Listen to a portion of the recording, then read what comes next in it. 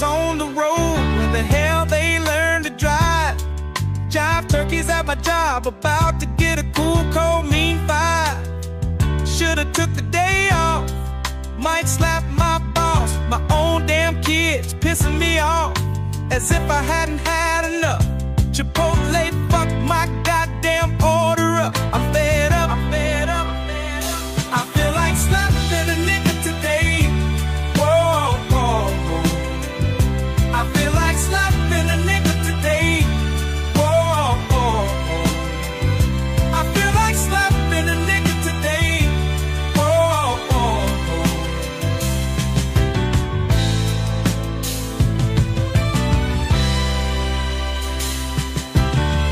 Bartender, don't you see me waving you down? This guy came after me, I was here first, but you serving him rounds. No, I bought the Uber here, my friends expecting me to buy it back. Tomorrow morning, I better get a cash app, or every last one of you motherfuckers getting slapped. Bet that. Whoa, I feel like slapping a nigga today. Whoa, whoa, whoa. I feel like slapping a nigga today. Whoa, whoa, whoa. I feel like slapping a nigga today. Whoa, whoa, whoa.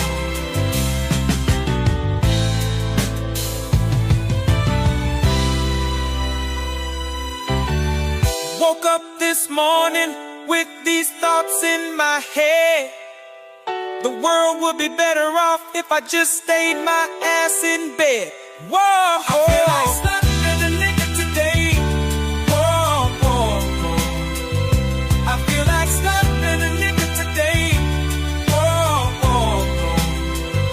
I feel like slapping a nigga today. Whoa, whoa, whoa.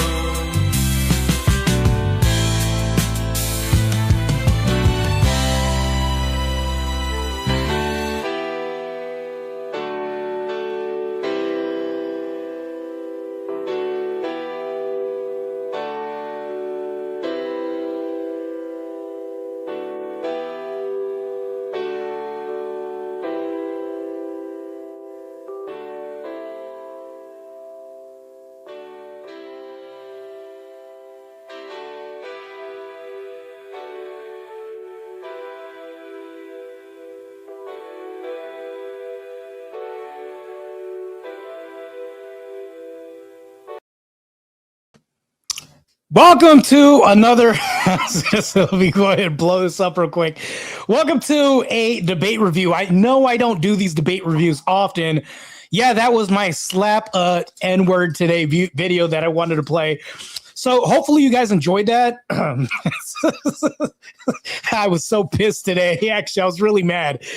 I thought I had lost this. My godfather had gotten me this after I baptized myself and didn't wear this at work. And I was like, oh shit, I must have fallen off. And I was about to slap the shit out of somebody today after this. So I was like, oh, it's a good time to play.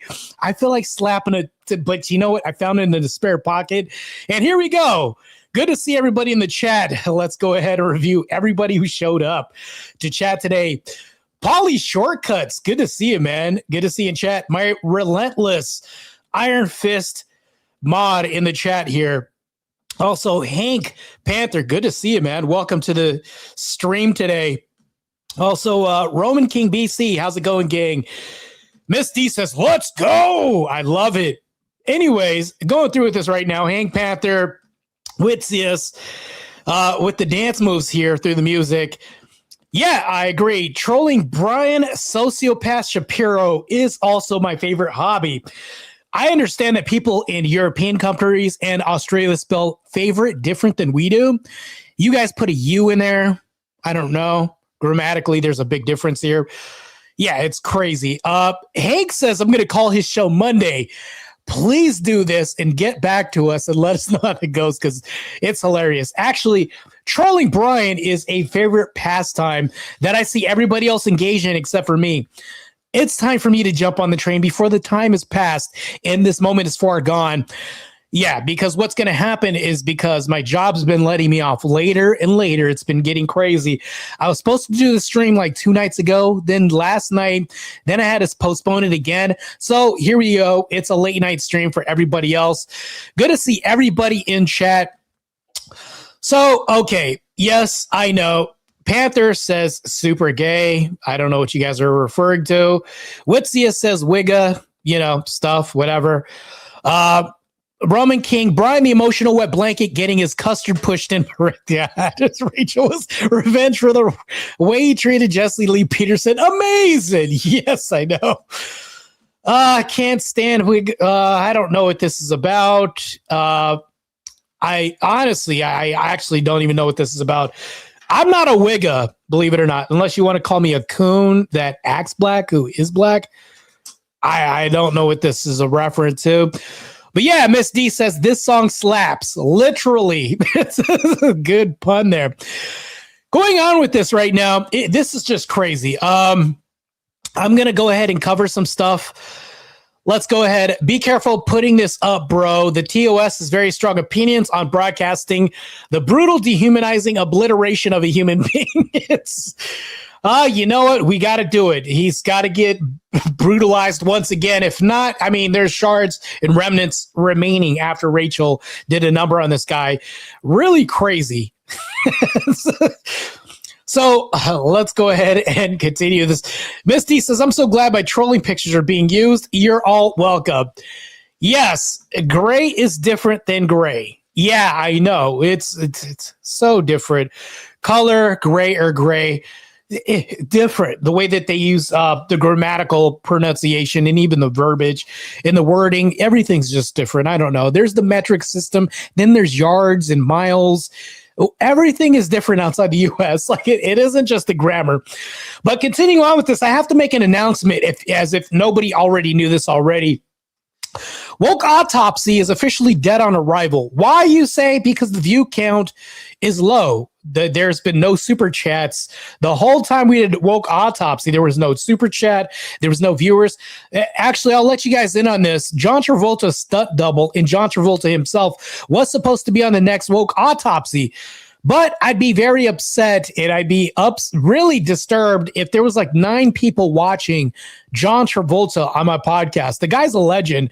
And to have like low views, 9 people watching John Travolta, the disrespect would be crazy. It'd be like, well, I can't justify setting up timelines with managers, people's staffing, people's agents, things like this, to have this podcast running. The last podcast we had was Rollo Tomasi, who freed up his schedule. The podcast before, we had 50 Cent's producer of his last movie on, which I had to go ahead and schedule, move people aside. We had the star of Deadliest Catch on. We've had a lot of good celebrities on, and we've even had more. We had Dr. Evo, Snoop Dogg's producer, on, the guy that did Jim Bob and Jay Dyer's music videos and sounds, all this stuff, only to have 9 views? That's absolute disrespectful. And for me to have to schedule, and yes, I am bitching, there's a bitch fit being thrown here, for me to put all this work in and only get maybe, and I'm being generous here, 20 views on that video is crazy.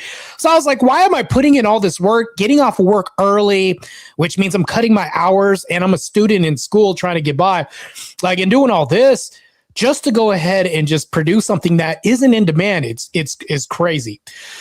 So, in the spirit of just doing this, Witsius, hey, new member, by the way, we got a new member on board. Thank you for your patronage.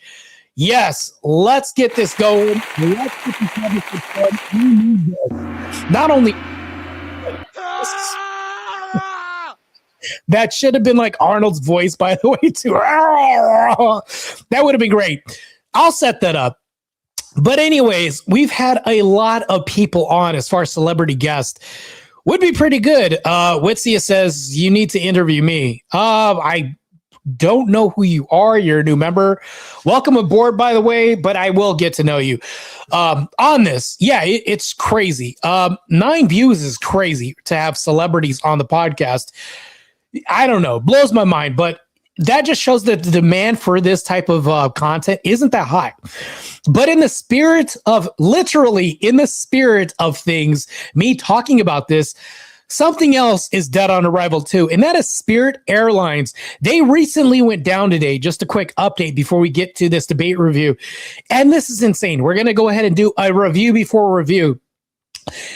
I can't believe they went out of business today. Well, they were one of the most ghetto airlines that you could have ever gotten on. And it's insane. All the Shaniquas and all the other people, like your Shaquans, your Glocktaviuses, Shaniquas, took the airline on here. And just insane. Just crazy. Let's go ahead and play this. Hank Panther says, how long have you been doing your channel? I've been doing debates for probably a little over a year on my channel, but I've had this channel for years. I just haven't really put it to good use, and now I started doing debates and all that. Now I'm here. So this is crazy. The new update on this new airline shutting down today has left people distraught. This is crazy. We'll see what happens with this. Paulie Shortcut says, can they be propped up by the federal government and now be the deportation express? Yeah, that would be great if that was the case. We'll see. It remains to be seen, but guess what? It's up for grabs. Matter of fact, here's a little tip for you guys out there. If you guys want to put Spirit Airlines as your job application, say that you work 10 years as an airline stewardess or a guy that worked there, who's going to look into that? Tell me if that's not a good idea, because you could probably put yourself down as working 10 years for this airline. And then, oh, you know what? They let me go. How would they look into this? You have an extra 10 years of experience on your resume, to be honest. Anyways, let's go into this. This is insane. 3 a.m., Spirit Airlines ceased operations. So what that means is Spirit does not have airplanes in the air flying as of this morning. Also, their call centers are closed and they don't have staff at ticket counters. So if you have a flight scheduled with Spirit Airlines, don't show up at the airport. There will be no one here to assist you. That is crazy. Don't show up. 17,000 people are out of a job. Listen, you woke up, you don't have a job anymore, you're just kaput. So woke autopsy isn't the only thing dead on arrival. Spirit Airlines, who knew that this airlines would be defunct and go out of business today? These people that work for this company surely did not. Actually stranded in Dallas now with Fitty and Zaytu Cash and Ty. Because Spirit Airlines went under overnight, and that's what I flew here with. And now all flights are canceled, and the one night that I fly through via Spirit to Dallas is the day that I get stranded in Dallas, and now I don't know how I'm getting back. This is insane. That is insane. You're stuck in your airline, goes out of business. That's a wrap.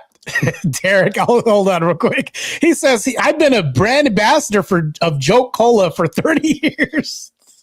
That's fucking hilarious.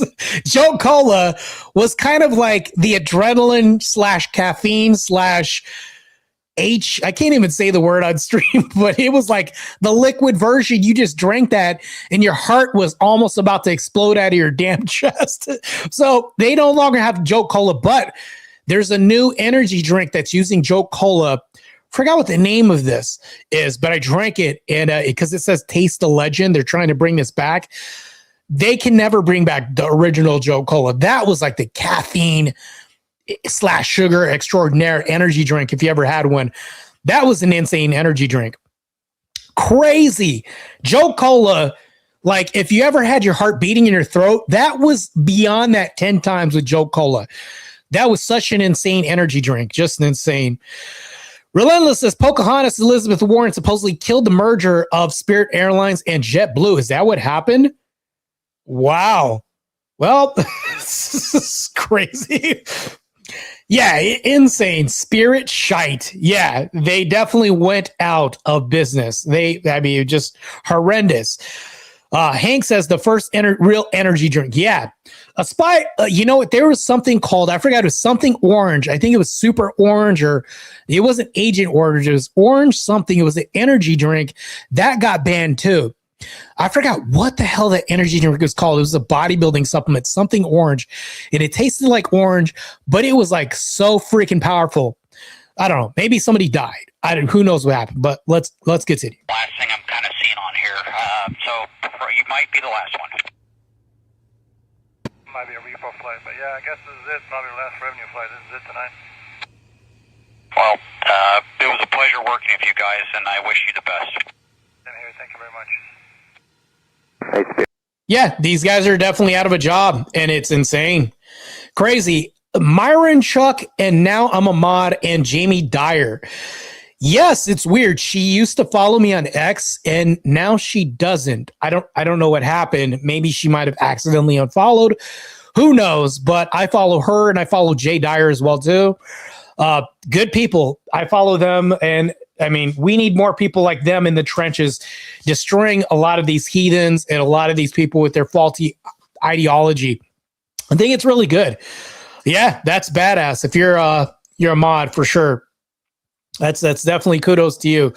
I like that. I like to hear about people in my chat, especially if they're based and they're following based people and associated with what we're doing as far as a mission. I'm not going to give you guys a mission statement. You guys know what I do. If you guys have been following me for a while, crazy, just insane.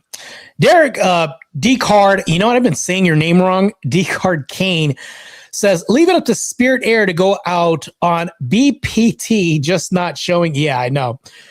Yeah, black people time. That's all they had was black people, colored folk, mostly flying the airline. Most guys are American. Good luck to y'all. Sorry to hear what happened.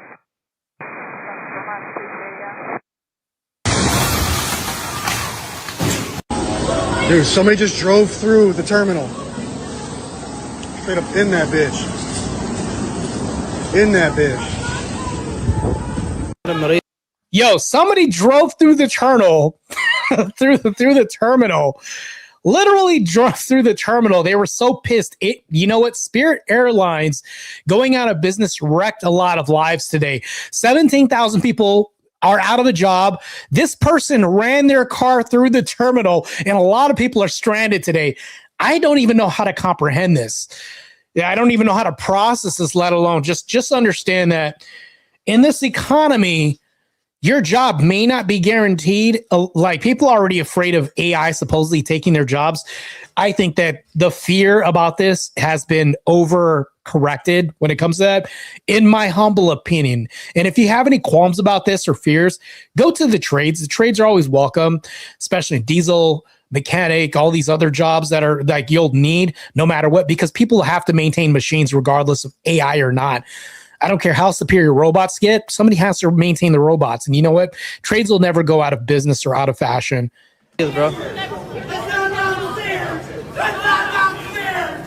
Damn, this person must have, I don't know if they got hit by the car going in the terminal, but this is wild. I'm just utter disbelief. I cannot believe Spirit Airlines just shut down. This is a live look at Terminal 4 in Fort Lauderdale Airport. I just can't comprehend how big this is for Broward County, and I'm not trying to be over. Damn, okay, let me check with the chat. Relentless says, Jamie is from my hometown. And then Witzia says, Jamie is my best friend. Damn. This is like the 7 degrees of Kevin Bacon. This is like the 7 degrees of Jamie Dyer here. So, wow. This is, well, hold on. Let me say this, though. This is why you always have to prop people up who are of good virtue, because this community is extremely small. The moment you say things that are besmirching of somebody's character or bad, it'll get around extremely fast. So I try to be as honest and transparent with people as possible. Jamie's good people. Jay's good people. Andrew Wilson's good people. Rachel Wilson's good people. They're all good people. Now, here's the question of the hour that I'll ask my chat right now. I don't think anybody's asked this, but I was wondering this today when I was at work. Let's say that you had Jamie Dyer, Jay Dyer, Andrew Wilson, Rachel Wilson, and let's go throw in Jim Bob too. This is like the superheroes version of the question, because I saw the superheroes version asked. If one of these 5 people were to turn evil, who would be the worst villain that we would have to deal with on our side? That's the question I'd ask. Would an evil Andrew Wilson be a villain that would be monstrous to have to deal with, or Rachel Wilson, or evil Jamie Dyer, or Jay Dyer, or Jim Bob? Who would be an evil villain should they turn to the dark side? I don't even know how to answer that question, because all of them on the hero side of things are great people to deal with, and they destroy the evil. But if anybody, like if this was a superhero movie of debaters, who would be the worst villain if this villain arc were to turn? This would be crazy. So I'm just saying, like, all right, let's go check real quick. Dick Hard says, Jim Bob, dude is already volatile. He said Jim Bob would be bad. If Jim Bob turned into evil, Jim would be bad. All right, yeah, it's crazy. Miss D says Rachel and Jamie would be the worst. Wow. Okay, so we're kind of divided here a little bit. The Legion of Coom. Yeah, that's probably what the name would be, actually. Polly Shortcut says, Andrew is a mastermind. He's a robotics engineer and a gunsmith. He'd be like an evil Iron Man. Yeah, you know what? I never thought about that. So if any one of the five were to turn evil, Polly Shortcuts does have a good point, though, in application. If we're talking about application alone, Andrew Wilson, because in the comics, supposedly, allegedly in the new Marvel movies, Iron Man or Robert Downey Jr. turns into Doctor Doom somehow or whatever. But let's just say that in the debate verse, one of these guys turns evil. Who would have to be the worst person to have to debate and to deal with if they happen to flip sides? I don't know. Andrew would be pretty devious to have to. That means I would have to damn near debate Andrew, and everybody else would have to join forces as some Avengers unit against them if some civil war were to happen. That would be crazy. Miss D says, think about it, chat. Women have always been the reason for the greatest empires failing. Damn, Miss D's got a damn point. I'm not even gonna lie. She's got a good point. I can't knock this. I can't even knock it. Andrew would just turn into a mega grift. Rachel would go TPUSA, covert femme. Neither of those are that bad. We're just talking about amplifying traits for evil means, right? Bizarre world. Yeah. If there was a bizarre world and one of them happened to get to flip somehow, who would be the worst person for us on our sides to have to tackle and deal with? That's the main conundrum. Like the same question that you'd ask if Iron Man, Batman, Black Panther, and we'll even say Wolverine were in an elevator and one of them turned bad, who would be the worst to deal with? That's the question of the hour, but with the debaters. So if we were to ask on the debaters, with the five debaters being Rachel Wilson, Jamie Dyer, Jay Dyer, Andrew Wilson, and Jim Bob, who would be the worst person as a villain? I think it's a pretty fair question, because the whole premise is like, and I'm saying that in summation, thank God that they are on our side, because if they were on the other side and we had to deal with them, who would be the worst person if they happen to be a villain? Someday we wake up, this would be bad, right? This would really be bad. Miss D says, prove me wrong, I'll wait. You know what? I have no counter to what Miss D said, because she's right. Females have undone a lot of great empires in the past. That's been the case for a very long time. I mean, I can name like Bloody Mary, a bunch of other matriarchs. Like we can talk about it like this. Polly says Jim Bob would probably not be too bad after he snaps and catches a felony assault. What? This is such a crazy conversation, by the way. This is all hypothetical. This is all a hypothetical situation. We have to think about it. Who would be the worst? And then, you know what? Who would be the worst being for the bad guy? Like, let's say we had somebody on the other side. This would be crazy. Jake, hold on. I got to read this too real quick. Technically, women do make the worst villains because they were always easily defeated. Yeah, well... Damn, you guys have a lot of good points here. Miss D says Jake would come riding in an evil boxing kangaroo dragging Brian Shapiro. Yeah, that would be Jake and the kangaroo would be wild.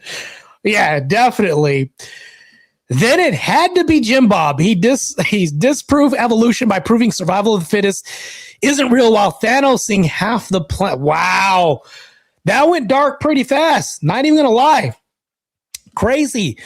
Mezcal says, Miss D, behind every great man, there's a woman to come and destroy it all. Miss D, you've got a lot of support. I think that her premise is mostly correct. Miss D dipping into the red pill, I see. This would be crazy. Crazy. Yeah, this would be crazy. So, I mean, I don't know. I'm kind of split on this between Miss D's right. If one of the women were to turn, that would be pretty bad. But if Andrew Wilson were to turn, he's got a strongest case of application, meaning the guy's a robotics mechanic, gunsmith. If Andrew Wilson were to turn to the true dark side, he would be a hellacious opponent for us to deal with in debates. That's what I'm going to say. Think about it. I mean, this is going to be crazy. You really have to think about it. Really crazy.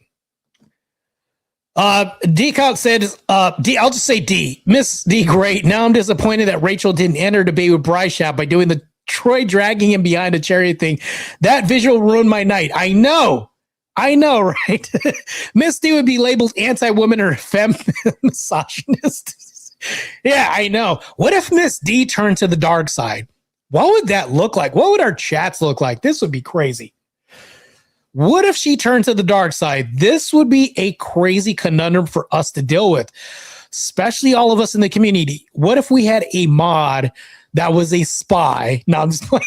Let me stop right there. We got a whole podcast we got to get through real quick. Dramatic.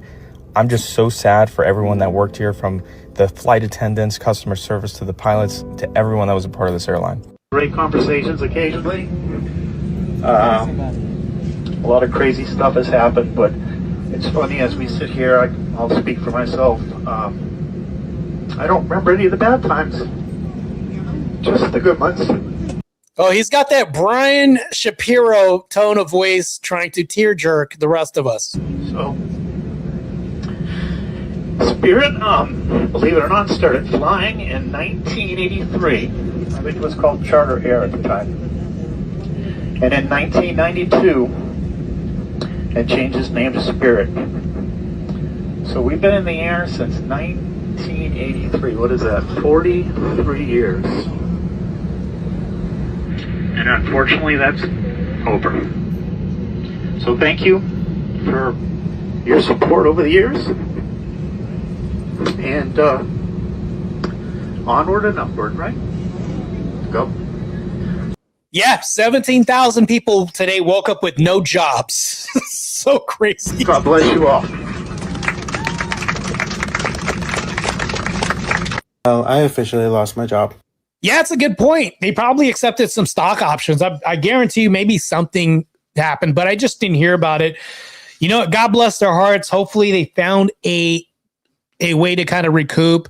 This economy is crazy right now. I'm just going to tell you right now, with gas prices, everything else, it's just insane. Gas in my state, because I drive a Merc, is $5.65 at the pump. So I can't put regular unleaded in my vehicle because it's a Euro. It's a foreign vehicle. So anyways, yeah, it's going up, and I think it's like $5 for like regular unleaded in my state, $5.10 or something like that. Anyways, I think things will bounce back. Hopefully, we'll see. I just heard some news from China saying that they were threatening the U.S. as far as like stopping the embargo, stopping some of their ships. We can get into that. That's a whole nother conversation for another day. Yeah, things are looking kind of crazy right now. I'm not going to go into that right now. Insane. But let's continue. I have officially lost my job.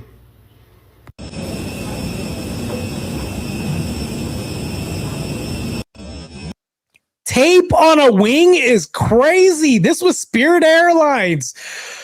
Good Lord. It says, let me go on ahead and refund my ticket now. He put tape on a wing. This duct tape on a wing is crazy. Like, if I'm flying Spirit, The reason why I didn't fly Spirit is because I didn't want to become a Spirit. I think that's the main reason why I didn't fly Spirit Airlines some of the time. But to see this happening right now, them putting duct tape on a wing is crazy. Pink says, dude is out there ghetto rigging. Yeah, I know, ghetto rigging galore.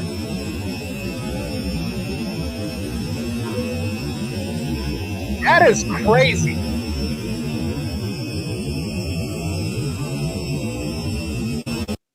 Like, dude is literally on the wing as he's trying to duct tape the. You know what? I've seen enough. Let's take this down. Like, I can't believe. You know what? Just when you thought, chat, that things couldn't get any worse, we're about to review Brian Shapiro right now. This is probably the. You know what? This is more sane than Brian Shapiro's position in the debate that we are about to review right now.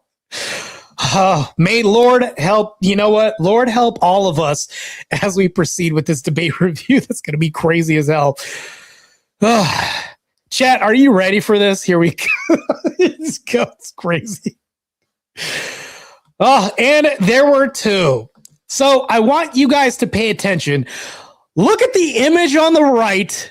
This could be true to form. Rachel, in her displeasure of having to hear Brian Shapiro face accurate as far as the expression, and then Brian Shapiro aloof on the left with no argument the whole damn night. Spoiler alert, this guy gets utterly obliterated. Lord have mercy. Let me go ahead and minimize myself so we can look at the full frame of this image. History versus common sense. You guys can decide for yourselves. You know, it's funny because I was talking with my manager on the way over here and we were laughing a little bit. Somebody manages this mess.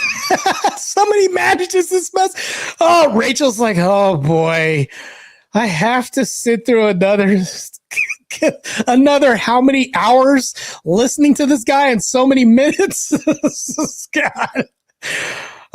Lord have mercy. Rachel, I know this is going to be a little tough, but we got to sit through this as you obliterate this guy. Here we go. Because the irony of this debate is she would not be standing here, with all due respect. She would not be getting paid to debate me if not for feminism.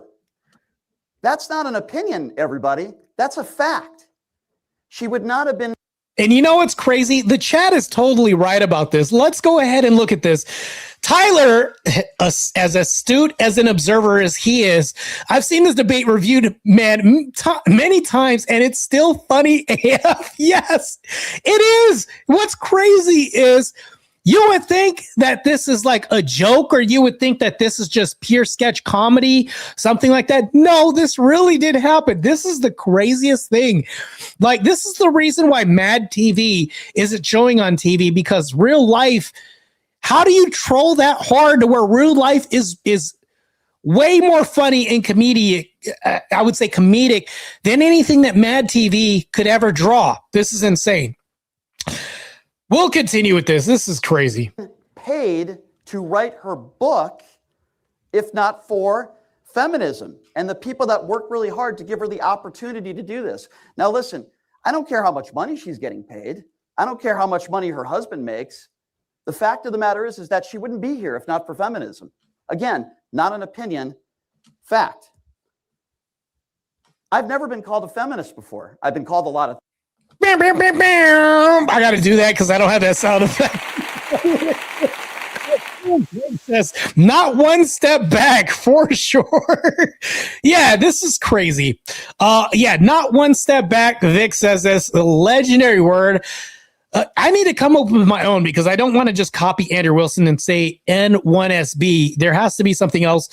I'm going to think of something else to say, not one move back or something crazy like that.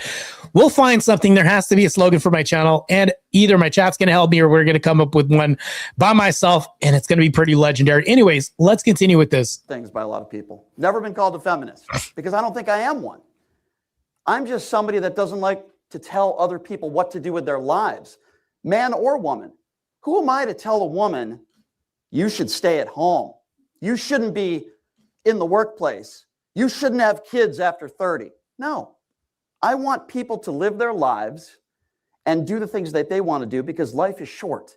What right do I have, man or woman, to tell you what to do with your life? And you know what's funny? He's taking the feminist view of everything to the nth degree. Not one point did Rachel at all tell women what to do or how to live their life. Rachel, look at the look. Look, I guarantee you, if you take this debate and you freeze it at any frame, accurate. Like the facial expressions match this debate to a T. Look at Brian's look. Oh, look, I'm going to do another debate. I'm going to try my best, bud. It's like, this is bad. And Rachel's like, yeah, you're about to get obliterated, bro. This is so true to form.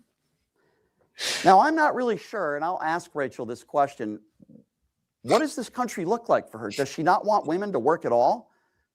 Does she want us to be a third world country like Afghanistan where women are not allowed to work? Now, you're going to hear this word a lot in this debate. No, it's not going to be Donald Trump. But you're going to hear the word hypocrisy a lot. Because Rachel's made decisions in her life because of feminism. Rachel's had the opportunity to get out of relationships because of feminism. It wasn't even that long ago where women were in abusive relationships, but they weren't allowed to get out of those. Good to see you in the chat, Flavius. Okay, let's continue. Relationships. I don't care about someone's personal life. I don't care how many baby daddies they have. I don't care how many ex-husbands they have. It's not my business. But in this debate, it is my business because she's telling other people how they should live their life. Why is it okay for her to do that, but not others? I defer. Oh, did Andrew review it tonight? Oh, I got to see that. You know what? This is one of the debates that will never get old. This is a prime example of how not to debate. If you look over on Brian's side, like this would be a great example of what not to do in a debate. You need to study, first of all, and you need to research the topic you're doing. Case in point, he hasn't shown any resolve to study anything or an example of what to do in a debate or to even have one single example of an argument throughout this whole debate. It's just insane. Has he not seen a debate of Rachel before? She called him out on this BS by saying, you know what? I've skimmed the book, but I didn't read it. And before he said he read it, now he just said he skimmed it. It's almost like this guy's a walk back marathon. It's the whole time. Let's continue. Thank you very much for that opening statement. We're going. And now look at this look. He's like, this look. You know what? Any face you show of Brian is truly what his position is. Loathsome. That's really what his position is. This guy's like, oh, and in his mind, I'm pretty sure, like talking in the mirror, like that cartoon portrayed, he thinks he did well. He thinks he did well. Lo and behold, Rachel's going to come in with the hammer of God. To kick it over to Rachel for her 5-minute opening as well. Rachel, I have the timer set for you. The floor is all yours. Well, thanks for coming, everybody, and being here. It's great to see so many faces, and all of you online watching, thanks for your support. Thank you to Andrew for giving me something beautiful to look at in the front row. A whole straw man opening is brand new for me, but that should be fun. So yeah, the guy opened up with nothing about the position that she held at all.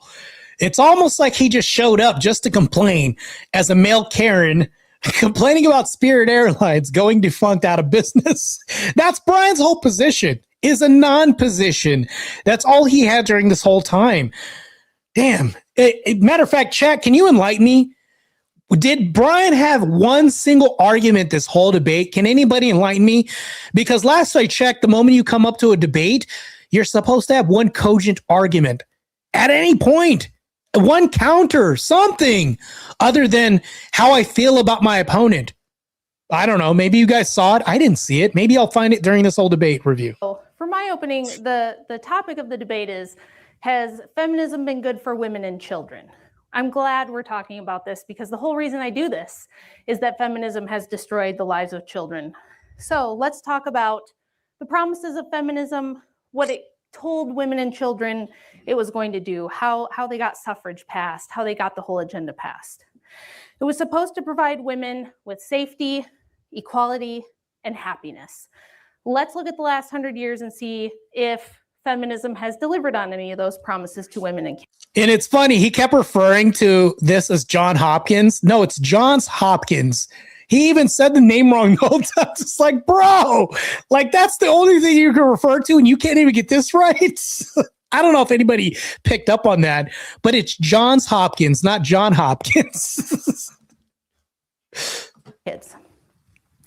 So after no-fault divorce became kind of the law of the land starting in the 60s and spread across the country, we changed all of society. Prior to 1950, there were only about 2% of kids living with single parents in a single parent home. Now that number is over 40%. Contrary to popular belief, women were allowed to leave abusive and dangerous marriages prior to no fault. No fault divorce didn't mean no divorce. It just meant you have to have a reason. So in the year 1900 alone, there were over 55,700 divorces granted to women.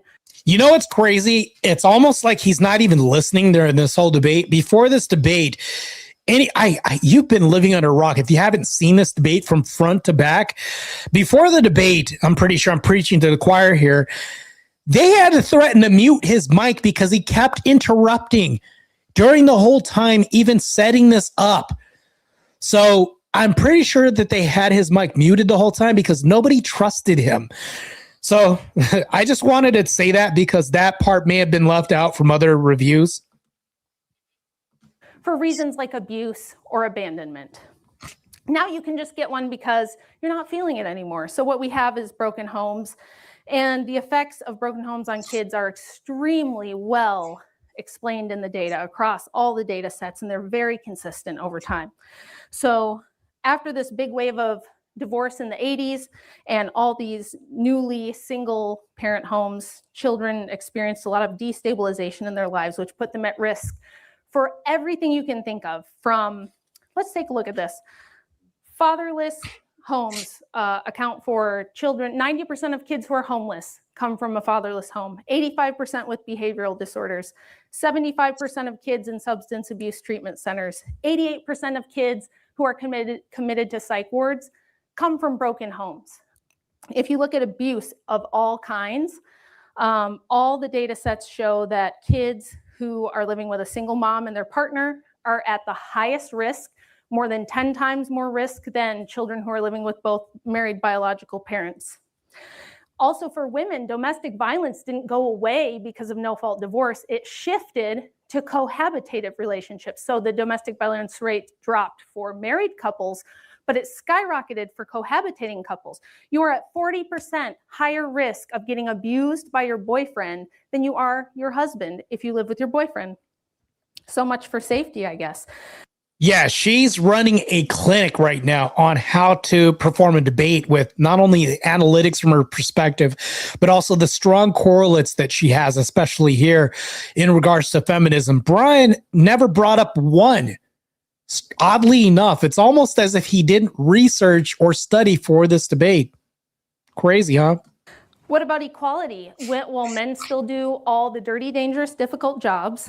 92% of all work deaths are men. 90% of all infrastructure jobs, the essential infrastructure jobs that run everything you see here, are done by men. Women get less time for the same crime. Men get 30% longer sentences. Women get 40% more probation than sentences for the... Yeah, and that's the crazy thing. I just did a show with Rollo Tomasi and Cool Vic, and we covered this. The same teachers that are sleeping with the student get less time, if not maybe just probation, for sleeping with the students. I'm not endorsing this, by the way. I'm just showing the differences between the sexes. There's a double standard. When women commit crimes, they get less than half or half of the time that men do. When male teachers sleep with students, They get the book thrown at them. But when teachers do the same thing, we just cover this whole podcast. Rachel's 1,000% correct on this. So when we think about this, this is all due to feminism, and men like the guy on the left propping this up as some virtue signaling buffoon. And to me, I think that this is the reason why he not only lost, but the guy's a walking L. Let's continue. Exact same crimes as men. Single mother households dominate welfare. 85% of SNAP money goes to women, to single moms. And if you look at welfare and out-of-wedlock births on a graph, they go up in tandem over the last 70 years together. So what about happiness? Are women happy? Well, unfortunately, no. We now have 26% of all American women are on at least one psychiatric drug. There's been 2 major studies done on women's happiness since sexual liberation. The paradox of declining female happiness and a follow-up study called the female happiness paradox. Both data sets across time, culture, economic status did not matter. Women's happiness has decreased both absolutely and relative to men. So in summary, no, feminism didn't deliver on its promises. It hadn't made women and children safer or happier. It made them more vulnerable to abuse and exploitation by removing the men that have the most interest in protecting them, and that would be their own fathers and their own husbands. Thank you very much for that 5 minute opening as well. We will jump into the rebuttals. These are 5 minutes as well. Brian, I've got the timer set for you. The floor is all yours. The word. Yeah, so here we go. This is insane. As you can tell, if you look in the back, we could see, who is that? That's Andrew Wilson. He looks like he's holding in his laps, by the way. So we got him. We got Rob Knorr, and we got Avarice in the middle, by the way. So Rob Knorr, Avarice, and Andrew Wilson in the front, watching as this guy is about to just ramble on some nonsense right now. So the Super Chat goal has been bumped down to $90 because of Vic's Super Chat. I appreciate your donation. Let's continue on as we hear Brian's diatribe. Would be hypocrisy. Rachel just talked about abuse, divorce. I want to be very clear with what I'm about to say. It is normally not my business to talk about how.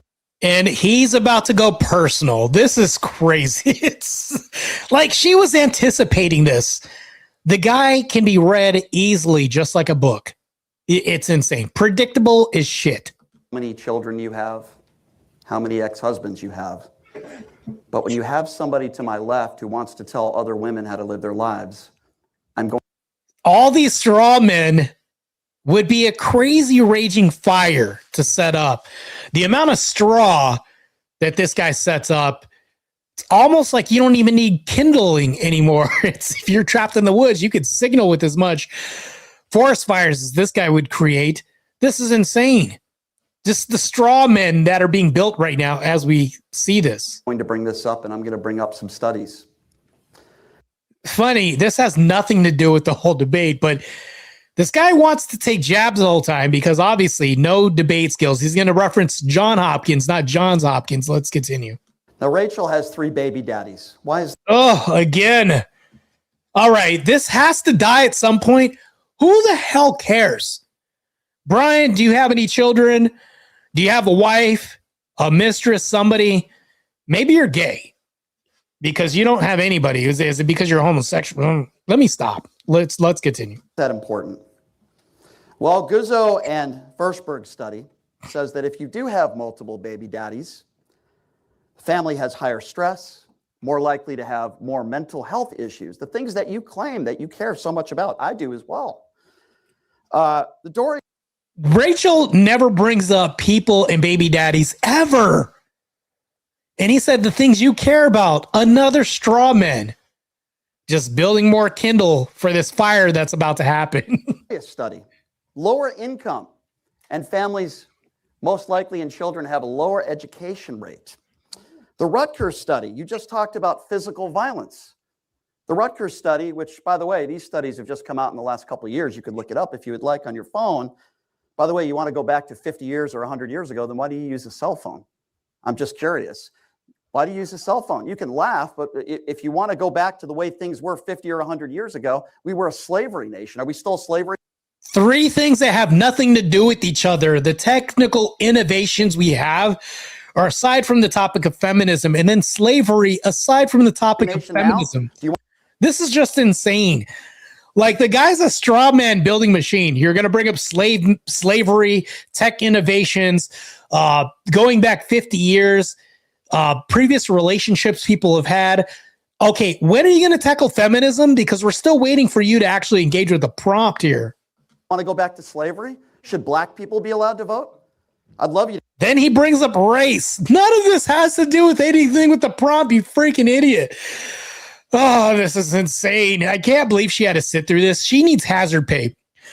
One's in the chat if you guys think that Rachel Wilson should get hazard pay for debating people like Brian. To answer those questions. But anyway, going back to that Rutgers study, if you have multiple baby daddies, there's a much higher rate, in fact, a 24% higher risk of physical violence and sex abuse. What does any of this have to do with feminism? Like, all of this has to do with Rachel. The whole debate, and I'll even, spoiler alert, the whole debate is basically just Brian debating on how he feels about Rachel while Rachel's actually debating the whole prompt itself. That's really what this whole debate was. A Halpern study, among other studies, you're likely to be below the poverty line if you have multiple baby daddies. Now, you might tell me right now, and I would believe you, if you said... So what is this debate about, Brian? Is it about baby daddies or previous relationships, or is it about feminism being bad or good for society, Brian? Damn, man. You know what?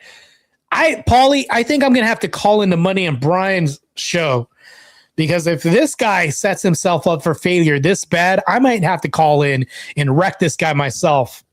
Yeah. I got through it. My kids grew up to be great people, and I would say I'm happy for you. I think that's great. But why is it okay for you, but not okay for them? That's a tu quoque fallacy. This is insane. This whole debate is about Rachel all of a sudden. Did we just change the prompt? Like, this has nothing to do with Rachel at all. This has everything to do with the prompt that you guys came out for. Brian literally just flew just to make an ass out of himself. This is so crazy. It's so cringe. Why is it okay for you to say, well, you know what, I made some, maybe you won't say it was a mistake. I don't know. I'll ask you. But why would it be okay for you hypothetically to say, I made some mistakes, but, you know, everything turned out okay. My kids turned out okay. Why can't other women use those same excuses if they have kids after 30, or if they want their own career? If you want to be a stay-at-home mom with kids, I think that's great. Go ahead and do that. But if you want to be out there in the workforce and be a doctor or a lawyer, you should be allowed to do that too.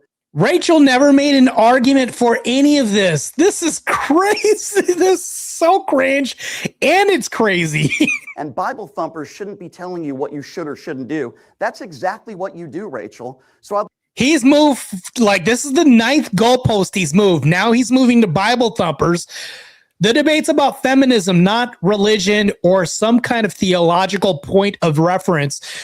This is insane. I'd like you to explain to this audience right now why it's okay for you to have 3 baby daddies, why it's okay for you to take those risks and those studies that I just mentioned for your kids, but why is it not okay for everybody else?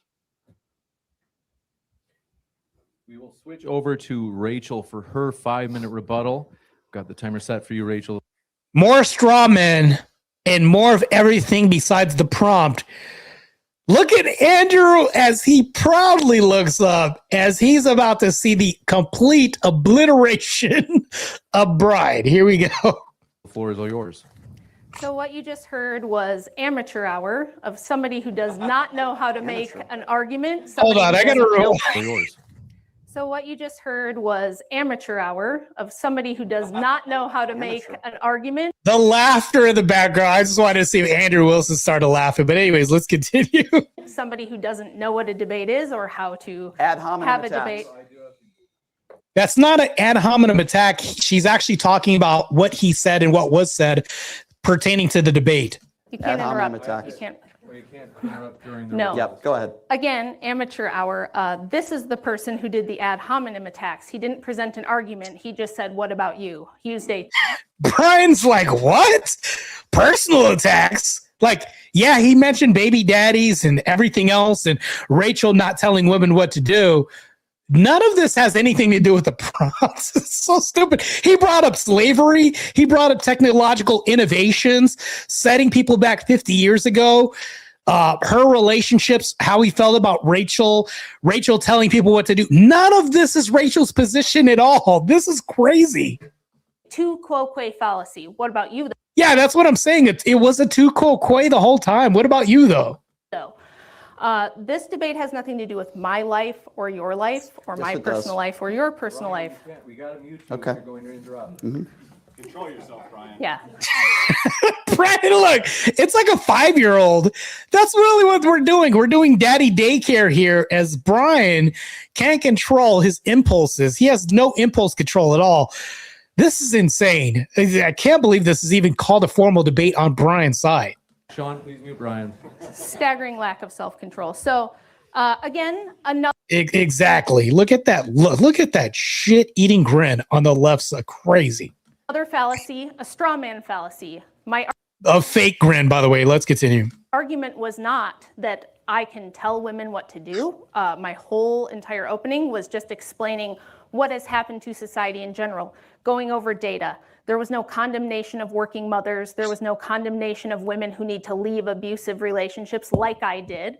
There was no, we need to go back to slavery, which was 50 years ago, I guess. Again, not sure how this person is employed in media, but all that aside, he did not address any of the arguments I made, which were that, actually what he did was support my arguments by saying, yeah, when families are broken up, it's bad for kids. When we see divorce, rampant divorce, children raised in single household families, it's bad for kids. Yes, it is. Now, if everyone was only getting divorced in instances of abuse or abandonment, we would see divorce rates much closer to numbers that we had prior to no fault. You would see, if you look at surveys, the reasons for divorce, things like legitimate physical abuse are very far down on the list. They're usually like 4th or 5th. The number one reason is irreconcilable differences. I fell out of love. Mr. Johnson down the street makes me feel sexy. I need to find myself. And the kids are resilient and they'll get over it. What I'm against is this frivolous breaking down of families to chase personal happiness. The kids don't get over it. We have massive studies on what happens to children after divorce. And as Brian brilliantly laid out, it's very bad for kids. We see the worst outcomes for children coming from broken homes. So look how she just did this. She took his information. She conceded that Brian was correct on this. After doing this, he has zero argument. So what she did, she's literally eating this and saying, you know what? You're right about this. This was a brilliant point that you made. Now Brian has nothing left. She just robbed him of any position that he could have had. That was the only thing Brian had. He now has zero now. Nothing. So the argument is not no one can get divorced. The argument is divorce should only be permitted for very good reasons. That was the historic norm for the church. I'm not saying that women can't work outside the home ever. I'm saying that mothers already have a full-time job and that pushing them to work outside the home, creating the two-income trap that's been laid for us by feminism reduced women's choices. It didn't give us more choices. There was never a time when women were not allowed to work. It just wasn't the norm because women already had a full-time job, especially prior to the birth control pill in 1965, when most women had an average of 3 to 7 kids. Good to see you. Welcome to the chat, John Medrongan. I think I said your name right. John. I'll just say John. Depending on what time frame you're looking at.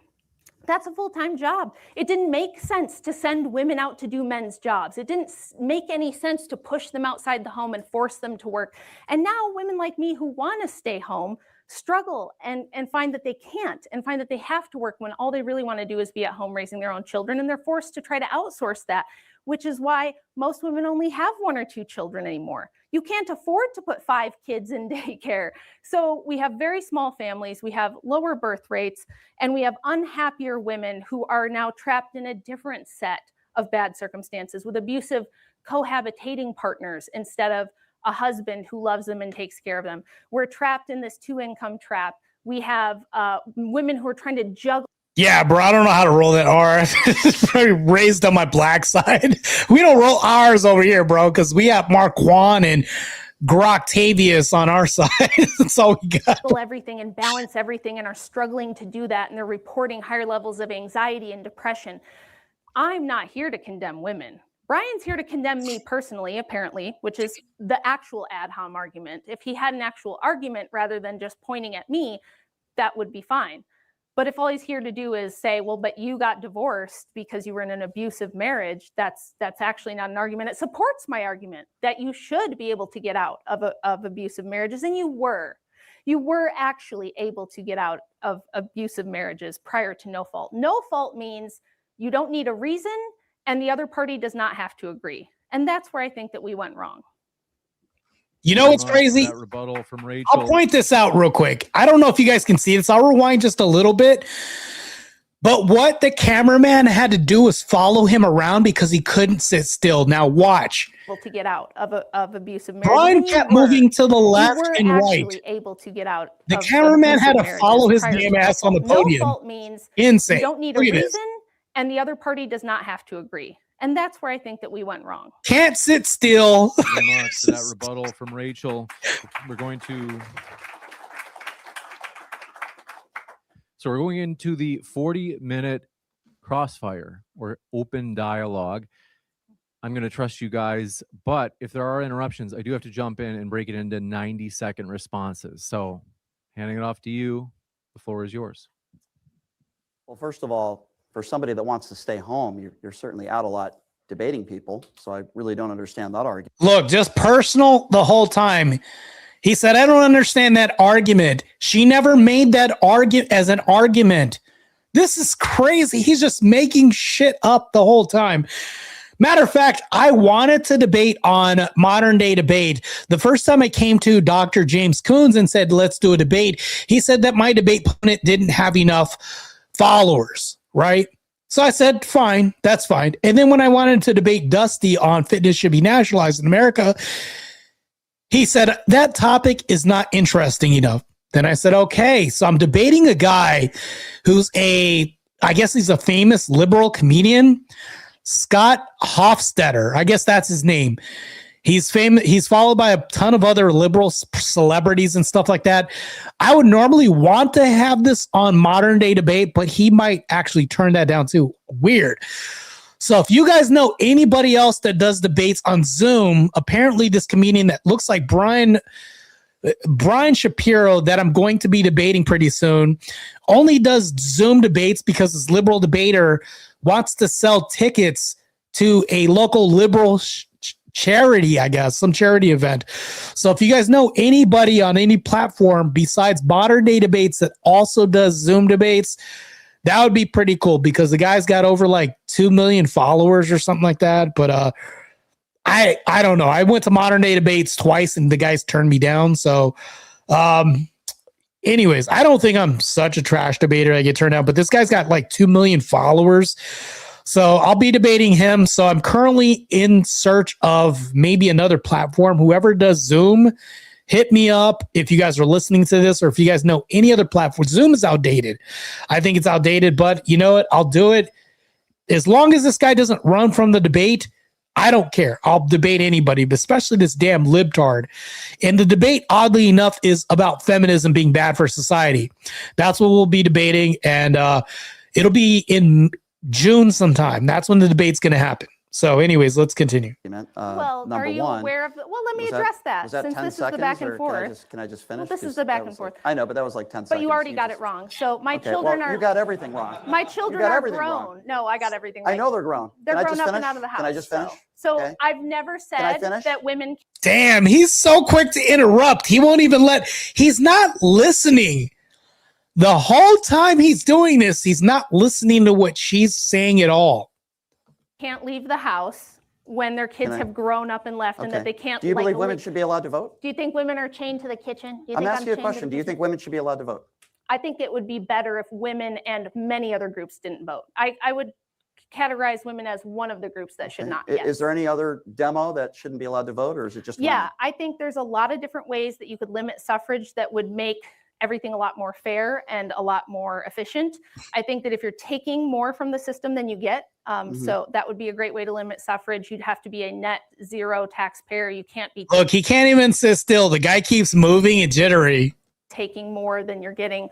So if you're getting more in SNAP benefits and welfare, So voting than you're paying, should be based on how much you pay in taxes, or if you pay taxes? It should be based on whether you are contributing to the system or not. If you're taking more than you're contributing, no, you shouldn't be having a voice in governance. You should also have to take a civics test proving that you have some rudimentary understanding of how our government works. A lot of people wouldn't vote for Donald Trump if that was the case. But anyway, so you don't think that women should be allowed to vote?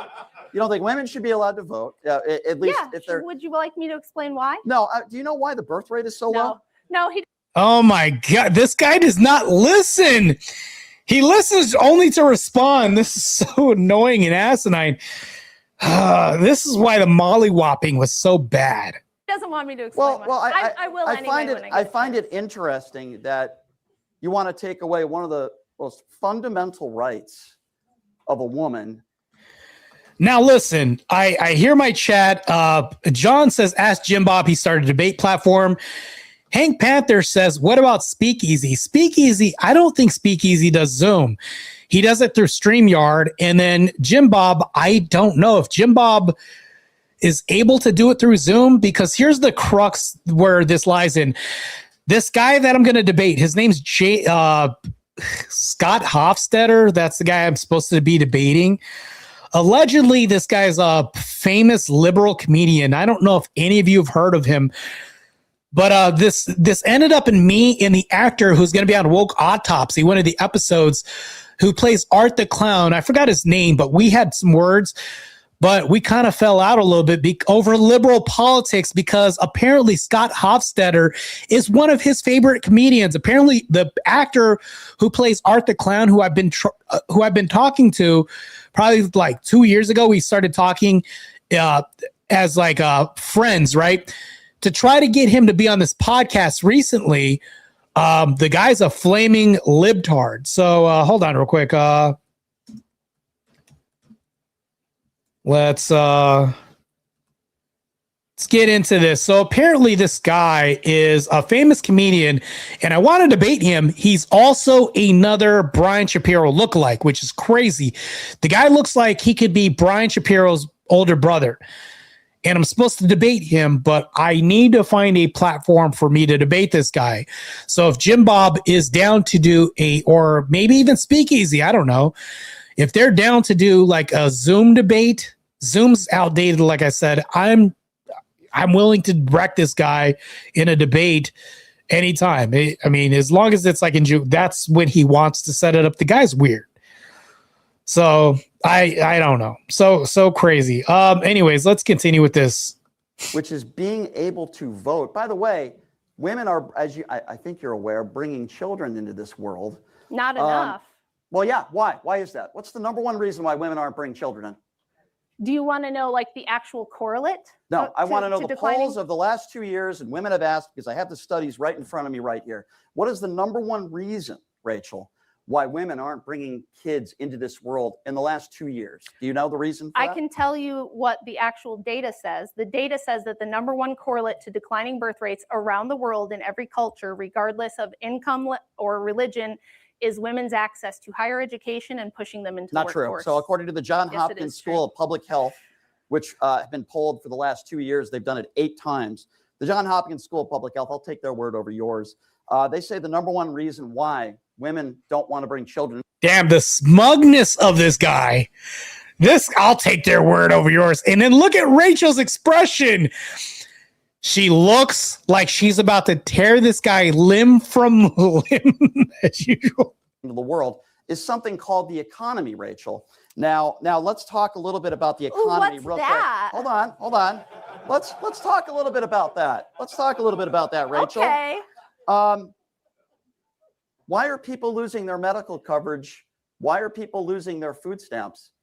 Is it because they're just lazy and they don't want to work? Okay, you see, because we're doing another straw man argument it's a straw man. Yes, because everything's a straw man argument. I'll explain how you're wrong. Yeah, I'll explain why you're wrong. The only people who do have replacement birth rates are the poorest people. So if it was economics, we wouldn't see that the only people having children would be the poorest among us. And historically, everybody has had children during times of so it's because of poor worse people. poverty. You're saying the reason why is because poor people can't bring people into the world. No, I'm saying listen very carefully and try to understand. I'm listening. The poor people are the ones having the babies. So the people who have the resources are opting out because they think their job is more important, because they want to take vacations, because they want to pay for a second vehicle and the people and a that bigger aren't mortgage. poor are polled, and they're saying that the reason why they're not having kids is because of the economy. It's because are they lying? They are prioritizing a higher material standard of living. Yes. So what has changed then in materialism? The last, so atheism and materialism. Okay, so you think it's atheism?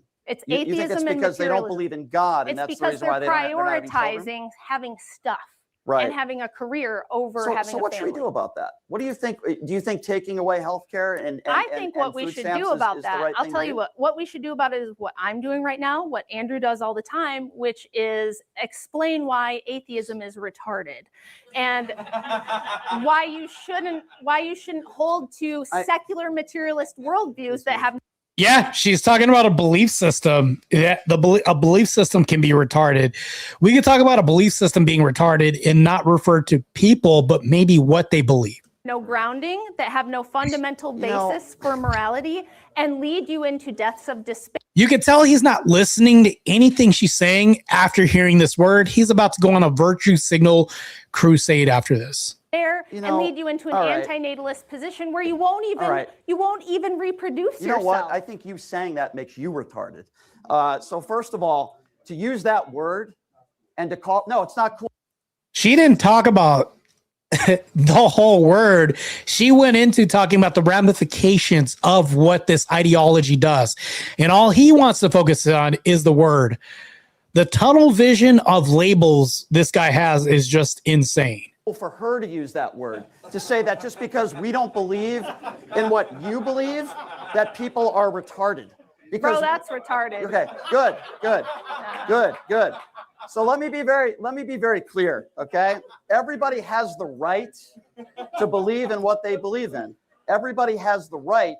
You can be a Christian, you can be an atheist.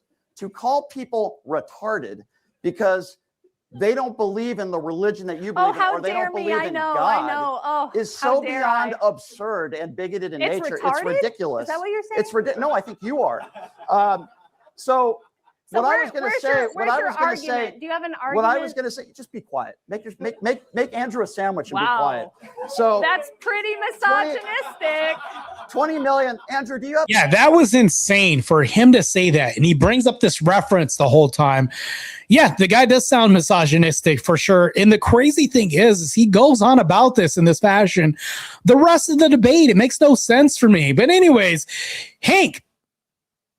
Okay, let's bring back the camera real quick. Hold on real quick. All right, camera back. I don't know why I was having some technical difficulties. Hank Panther for the late night entertainment, bro. I appreciate it. Thank you. Thank you for supporting your local Christian reviewer. But anyways, let's get back to this. This is just insane. Matter of fact, let's take a look at the snapshot of the facial expressions here. Brian seething with the big vein bulging in his neck. Doesn't know what to do with himself because he doesn't know what to do in a debate, as Rachel gleefully destroying the shit out of this guy. A cigarette because I need one right now. So listen. I know it's got to be embarrassing getting your butt whipped by a housewife. Yeah. Damn. Damn. Chill, Rachel. Chill. Damn. This is crazy. Okay. This is beating up on the disabled the whole time. And I can't believe that I witnessed it the first time. There's so many reviews being done on this debate.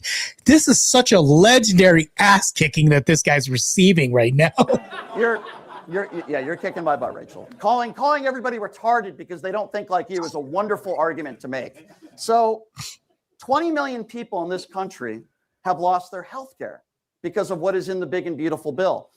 Millions of people. So now we're talking about politics and the big and beautiful bill. We've strayed so far from feminism and the goalpost has shifted so far that it's not even on this planet anymore with Brian's bantering.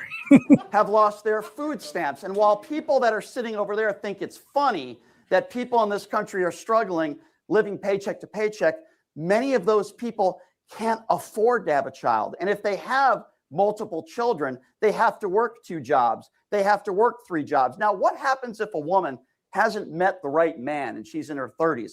What does she do there? What happens if a woman is a single woman trying to raise children? What is she supposed to do to raise those children? You know, the people who you support are against unemployment benefits, they're against maternity leave, and they're basically against every government program that would help that mother raise that child. These are the people that you support. So while you can call people retarded for simply not agreeing with your religious beliefs, you're mocking me for making arguments, and yet you want to insult everybody that disagrees with you. Let me be very— He hasn't made an argument the whole night. He's being mocked because of his ineptitude when it comes to making an argument. very clear. I support— wait, hold on, 10 seconds. At some 10 point, seconds. I have to be able okay, to at some point you will. Finish the sandwich. So the point that I was trying to make was— Finish the sandwich is crazy when you haven't even made one single argument the whole night. I want everybody to believe in what you want to believe in. I'm not going to call you retarded because you don't want to be Christian, because— Once again, this has nothing to do with feminism or the debate. Total diversion, deflection, borderline strawman at this point. Crazy work here. You don't want to be Jewish. By the way, I'm not an atheist. I do believe that there is a higher power. I just don't consider myself an extremely religious person. I would never call you all retarded because you don't believe in the same religion that Rachel believes in. I don't live my life based on a book. You can. I choose not. Here we go. Based on a book. The shots being fired are nothing. They don't even sting. That doesn't make me retarded. It doesn't make you retarded. I know a lot of very intelligent people that do not believe in God. It doesn't mean they're bad people. It doesn't mean they're retarded. That is not an argument, Rachel. You're insulting millions and millions of people in this country that don't believe in what you believe in. Go ahead, Miss Retard. Go ahead. So that was yet another straw man ad hom, not an argument, because, and I'll explain why. You know how long the birth rate has been below replacement levels? Any idea? I'm sorry, are you asking me a question? Yes. What was the question? How long have birth rates been below replacement? Hey, John, have a good night, man. Gotta go to bed, guys. I have a 2-hour drive to liturgy tomorrow. God bless you, man. I'll hit you up later. Yes, liturgy, glorious liturgy. Lord, have mercy on anybody who gets in your way to liturgy, because I guarantee you, you're going to be making liturgy. Yes. And this is insane. I can't believe that we had to listen to this, him making no points the whole time during this whole debate with Rachel. Insane. I need to go ahead and show the Orthodox crosses that John put up. Yes, Christ is God. Hank Panther says he hits every douchebag talking. Yes, he does. He does. It's crazy. The whole Brian Bingo thing is not a farce. It's true. He hits every point. I'm going by the last 2 years, according to the John Hopkins School of Public Health. Answer my question. How long have the birth rates been below replacement? The data I have are the last 2 years. Okay, he doesn't know, so I'll tell you. So tell me. It's been for about 50 years. Okay. So was Trump to blame for the birth rate being below replacement in the 1980s? I didn't say that. Okay, what caused it then? During the prosperity of the early 90s, when we had one of the best economies we've had, I'll respond. why was the birth rate below replacement then? Sure. So I'll answer that, but I'll start by saying this. So you're not going to answer. You're not going to answer, bro. I'll answer that. Never does, but I'll start with bro. The L's this guy took in this debate are monumental. I don't know what's so funny. She literally asked you to answer a question. You said, I'll answer it, but first, which means you probably may not even answer the whole thing. And that's what we were all thinking. Probably not even going to answer the question. Study for the last 2 years. Now, I didn't bring up the study for why the birth rate was lower 50 years ago. And the reason why I didn't is in my opening monologue, what I told everybody is that I care about what's going on in this country. But I disproved your point. Now. My point disproves your point. What are you talking about? You it's said the economy you right said, now. You said right now. yes. You said the reason women aren't right having. Now. Yeah. You right said now. the reason is this. Right. I'm telling you, it's been this way for 50 years, so it can't be anything that's happened in the last 2 years. I just gave you why women are not having children. Are you not now. able to follow logic? Are you not able to listen to logic? I just told That's not logic. I just told you right now the reason why women aren't having kids now. Now, I know you care about 50 years ago. I'm talking about consistency over time. And right now, the number one reason is the economy. That's what I'm trying to explain to you. Why don't No, it isn't. Next, he'll point out that poor people are having the kids. This is insane. This is almost as bad as like the whole abortion argument that people try to make. I really honestly don't understand why these people hold these positions the whole time. And they'll say, well, killing an infant isn't bad. We don't consider that a death. Okay, well, let me give you a quick example here in a hypothetical. Let's say a woman is driving to the clinic to delete her child and she gets hit by a drunk driver. This drunk driver hits this woman as she's driving to the abortion clinic and the infant dies. Why is this guy being charged for a homicide if the infant dies but the woman survives? Why is that when the woman was driving to the clinic to delete this child anyways? Oh shit, what a paradox in the web we weave. Let's continue because these guys can never make any arguments. It's crazy. Yet my hypothetical puts them in a conundrum where they can't even answer a question. Rachel is breathing and it defies his whole existence. The insanity of him to never make one argument this whole time. You pay attention. What I'm trying to explain to you is that even in the 90s, when the economy was at its best, women were still not having more than times change and people change and women have different opinions. What I'm telling you is this disproves. Good to see you in the chat, John Kell. Proves your theory. No, it doesn't. You can take one survey. No, it doesn't. What you have is one survey. How many people were asked the question in the survey? I have it right here. 18,000. 18,000. Yes, 18,000. And they John Hopkins. Right. So you don't think that it could be the case that when they say it's the economy, they're not saying we're starving. They're saying, look, I want to go on a cruise every year. I want that second vehicle. I want a higher standard of living. And I would prefer to have a job and work. So the reason why women aren't having kids is because they want to go on a cruise. It's because they want a higher material standard of living. And so all right. How do you know that? Well, how do you know that? You did this big long monologue, so now I'm going to do one. If you know anything about the economics of the last 50 years and the birth rates, you would know that prior to pushing women into the workforce in huge numbers in 1970, most women with school-age children stayed at home. Overwhelmingly, there was only like 6% of kids who had a mom that worked full-time. During that time, the economy fundamentally changed into a two-income economy where rather than just having the basics, where a janitor who's a father of 5 can support all those kids on one income and they can have a house in a nice neighborhood, they can have a car, they can afford groceries, and they can even afford to retire. Imagine such a thing, like the baby boomers did. When we pushed women into the economy in huge numbers, it did a couple of things. The first is it created that two-income trap, where now you don't have a family wage, you have an individual wage. And on top of that, we changed from being more of a productive economy to what my friend Aaron Clary calls a she economy. And this is more of a service-based, consumer-based, debt-based economy. And that's what she was talking about. The Morgan Stanley Dean Witter studied The Rise of the She Economy, which Aaron Clary brilliantly espouses and brings up in his book as well, too, which is crazy.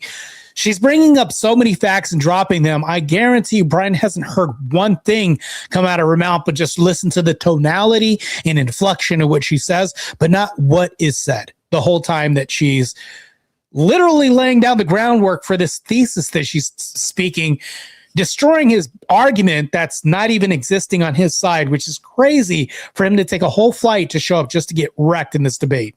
Where everybody is buying more than they can afford, they are financing everything, they are living well above their means, and it takes two incomes to keep this up.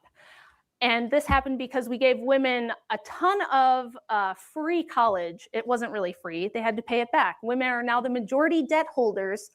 They have the most degrees, but they also go into life with an average of $50,000 in debt. Are you against so student yes, debt forgiveness? I'm not done yet. Oh. So yes, when you have a young woman who spends all of her formative years going to school, she doesn't graduate college till she's at least 22, maybe later. She's got $50,000 in debt starting out, and she has to start a career. Of course she's going to say, I can't have a baby. I just started in life with debt and a career that I have to build. Otherwise, all this college I went to is for nothing. That's why I chose not to do it, because I wanted to have a family, and I thought it doesn't make sense for me to do things this way. Yep. And a lot of women want to do that and feel the social pressure that they cannot make that choice because everyone around them goes, you've got to have your own money. You can't depend on a man. That's scary. He'll abuse you and you'll have to leave and it's going to be awful. And we don't fearmonger women about, let's say a woman wants to be a dentist and we say, well, what happens if you get arthritis? What if you hurt your hand or lose your fingers in an accident? You can't rely on being a dentist. What if something happens? All right, let me jump in here. So it's not that, just to summarize, it's not that women are too poor. It's not that people are too poor. We still have a much higher standard of living than we've ever had historically.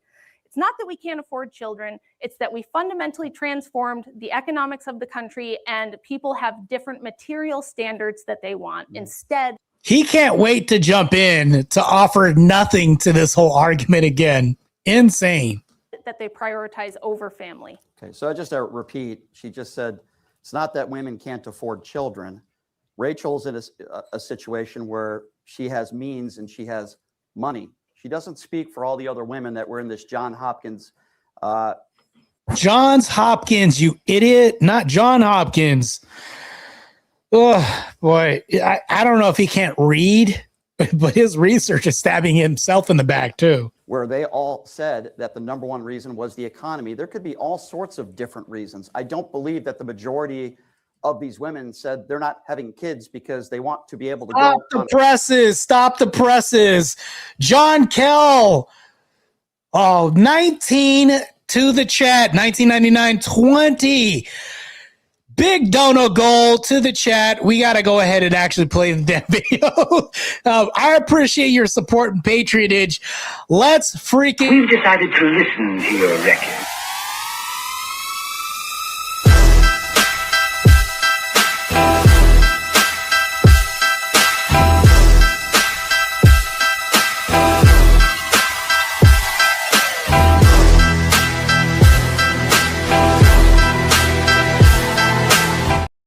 As usual, I appreciate your support and thank you for the fat dono that you've offered tonight. Awesome. Awesome indeed. I appreciate that. All of this goes towards me as a debater, destroying people the likes of Brian and more on the liberal left. Let's freaking go. A cruise, okay? They got to pay their college I don't believe, debt. I'm not done yet, okay? I don't believe that at all. She's making a gross assumption in assuming to form her argument that all these women are not having kids, and it's got nothing to do with any of the policies put forth right now. It's got nothing to do with the fact that they're living to paycheck or they're single mothers who can't get maternity leave. It's got nothing to do with any of that stuff, but it's, you know, forming her argument on that, which obviously I completely disagree. But she said something very interesting. It's the whole form of why I'm here today. She said she chose to do things in her life. And I would never want to take that away from you, Rachel, but you want to take that away from other people. And then you'll say, that's a straw man argument. You've said in this debate thus far, what are we halfway through, that she doesn't believe that the majority of women should vote. She thinks it should be on the level of taxes. I don't think the majority of men should vote either. Okay. Well, that's a great argument, Rachel. That's a great argument.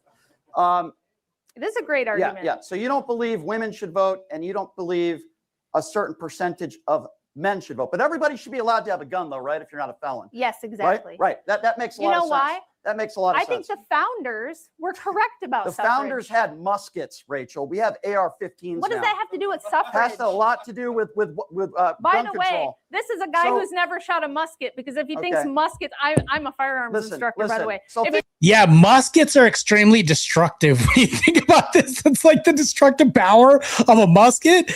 Yeah, somebody is not wearing a head, let alone a face anymore, or whatever's left over. This guy doesn't know anything. And look at their expressions. Let's go ahead and go to the expression take of the day. Brian with the smug look of somebody who's taking a massive L right now. And then Rachel, of course, destroying as usual. He thinks muskets are less dangerous than some of the guns we have now. Rachel, he would be wrong. Don't spurg out. Calm down. So the bottom line here is she wants to take away the rights. He wants to take away your guns. He wants to take away your gun rights. No, I don't. No, I don't. Don't you let him take away your rights. No, I don't. By the way, the people laughing right there, that's the Andrew Wilson circle jerk crew right over there. So I don't want to take away anybody. See, she's wrong. I don't want to take away anybody's right to own a gun as long as they're not a felon. I've never said that. By the way, as far as I know. Then why did you throw that at me? Oh, you want everyone to have a gun? I'll tell you why. Yeah. I'll tell you why. Because of how ridiculous her argument is. Oh, I can't wait. This has nothing to do with her argument or the prompt. This guy, I don't know what he's arguing at and for or at, or I don't even know what he's doing up here.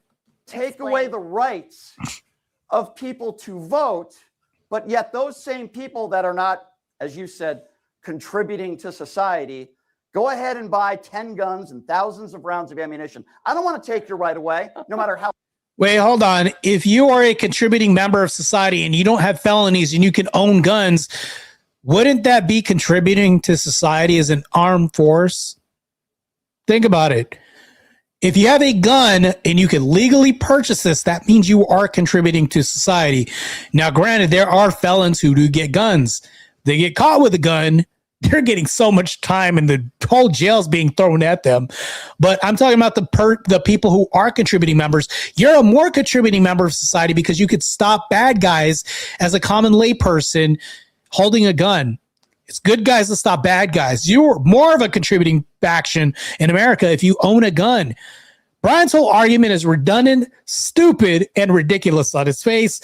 It's almost as if his whole argument implodes just by him breathing. How smart you are or how stupid you might be or how much money you're paying in taxes. I don't want to take your rights away. I'm pro First Amendment. Listen, I've never said that I want to take all of your guns away. And by the way, I can't think of one elected official on the left that said that either. Not that this is a gun control debate. Yeah, he's making this a gun control debate. And yes, you're absolutely right. Felons cannot vote. Now, I did have a debate with somebody recently about felons voting. This guy did a program for like 9 or 10 years, and then he could vote. And I said, well, no, felons can't vote. And he said, well, I was a felon, and I could vote, Marte. What do you have to say about that? Okay, so if you had completed this service for about 9 or 10 years, you're no longer a felon, right? And if you can own a gun, that means you're an ex-felon. An ex-felon and a felon are two different things. It's like, dude. So anyways, let's continue. I don't want to take your right away to vote either. Listen, I get frustrated sometimes and I say, man, I wish stupid people weren't allowed to vote. Man, I wish those people weren't allowed to vote. But would I want to put a law in place to take that right away from you? Of course not. Maybe I could agree with some sort of basic. I know I had a conversation with Vivek Ramaswamy about this, and I sort of agree with him that if you had... Look, he's promoting his radio show, Vic Ramaswamy. I had him on my radio show, and I'm just like, bro, did you just show up here to just peddle your show or actually do a debate? I think it's just here to be talking about Rachel Wilson and peddle the show, which he never debated this whole time he was on stage. Some sort of basic civics test or something. I can't say I would be against that. Maybe we agree on that. Great. But the fundamental, if you're not making enough money or you're unemployed or you're poor, that should be a factor in whether you should vote or not. I completely fundamentally disagree with that.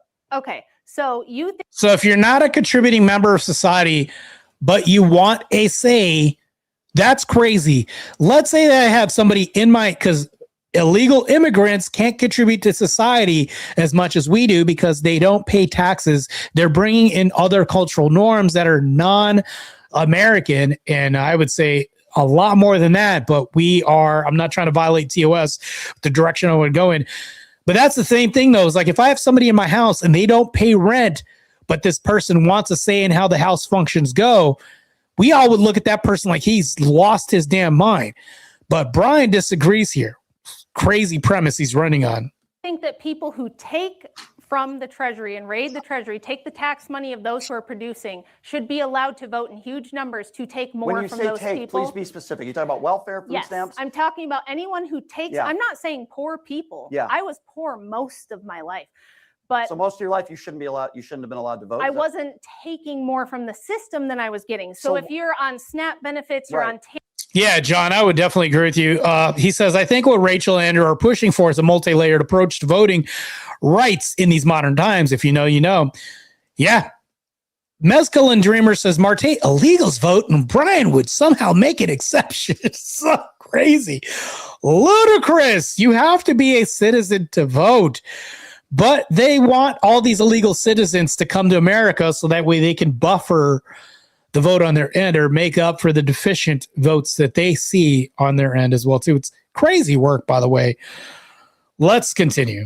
And if you're getting Medicaid, you're taking tens to maybe hundreds of thousands from the government in subsidies and welfare, then no, you don't get to vote to continually steal from other people. What about people that steal billions of dollars? Should they be allowed to vote? They should go to prison if you can What prove if they get that. a full pardon?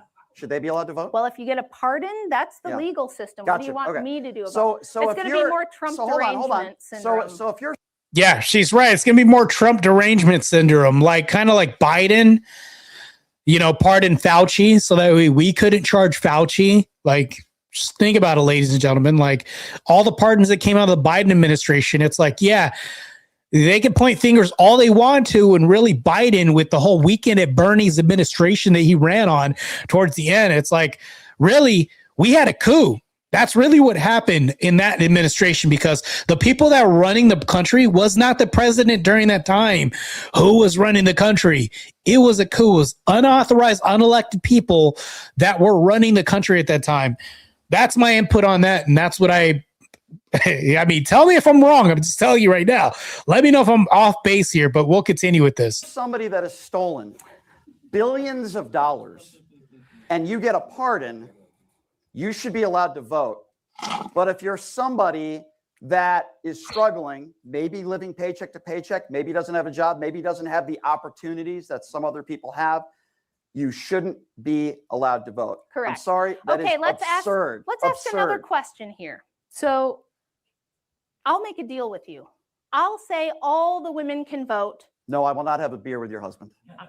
Nobody wants to have a beer with you, dude. Good. Okay. Thank you. Like, you see what he does? He's like, he can't engage with the debate. He has to go personal and he has to make it about him. Brian has to constantly have everything about him because he can't focus on anything like the externalities that are outside of him, peddling his radio show or talking about Rachel Wilson herself. He can't, it's almost like he has just this retarded tunnel vision that's just insane, and he can't possibly quite think out of the box. I don't know how he's had a quote unquote syndicated radio show for as long as he has, functioning in this tiny box that he lives in. So thank you. All the women can vote if they have to sign up for the draft when they turn 18, like Let's the men. talk about the draft. I'm happy to do that with you. Okay. So here's my opinion on the draft, right? And here's my opinion on women, and I'm glad you brought that up. I believe that there should be a basic physical standard that both men and women need to pass. And yeah, the standards would be way different for the police force. The push-up requirement and run requirement is obviously different. For the armed forces, massively different. The requirements are different. If you're talking about both of them, you already have an asymmetrical entry level. I mean, I would say entry to even enter. This is just insane. I don't understand why he's even bringing this up when this implodes his whole argument. Well, he doesn't have one. Let's continue. I think think we all could agree in this room, on average, right? A man is physically stronger than a woman on average. That doesn't mean that there aren't women out there that are pretty strong.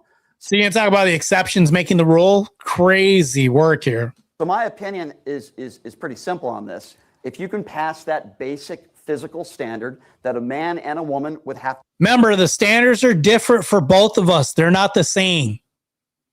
But he's trying to merge these two like they are. It's insane. To pass, and they're willing to risk their life for this country. You're talking about voluntary service. No one is barring women from the military, dude. We're What's your talking opinion about on the that? draft. Should women be able to go to war? Should women be able to be there?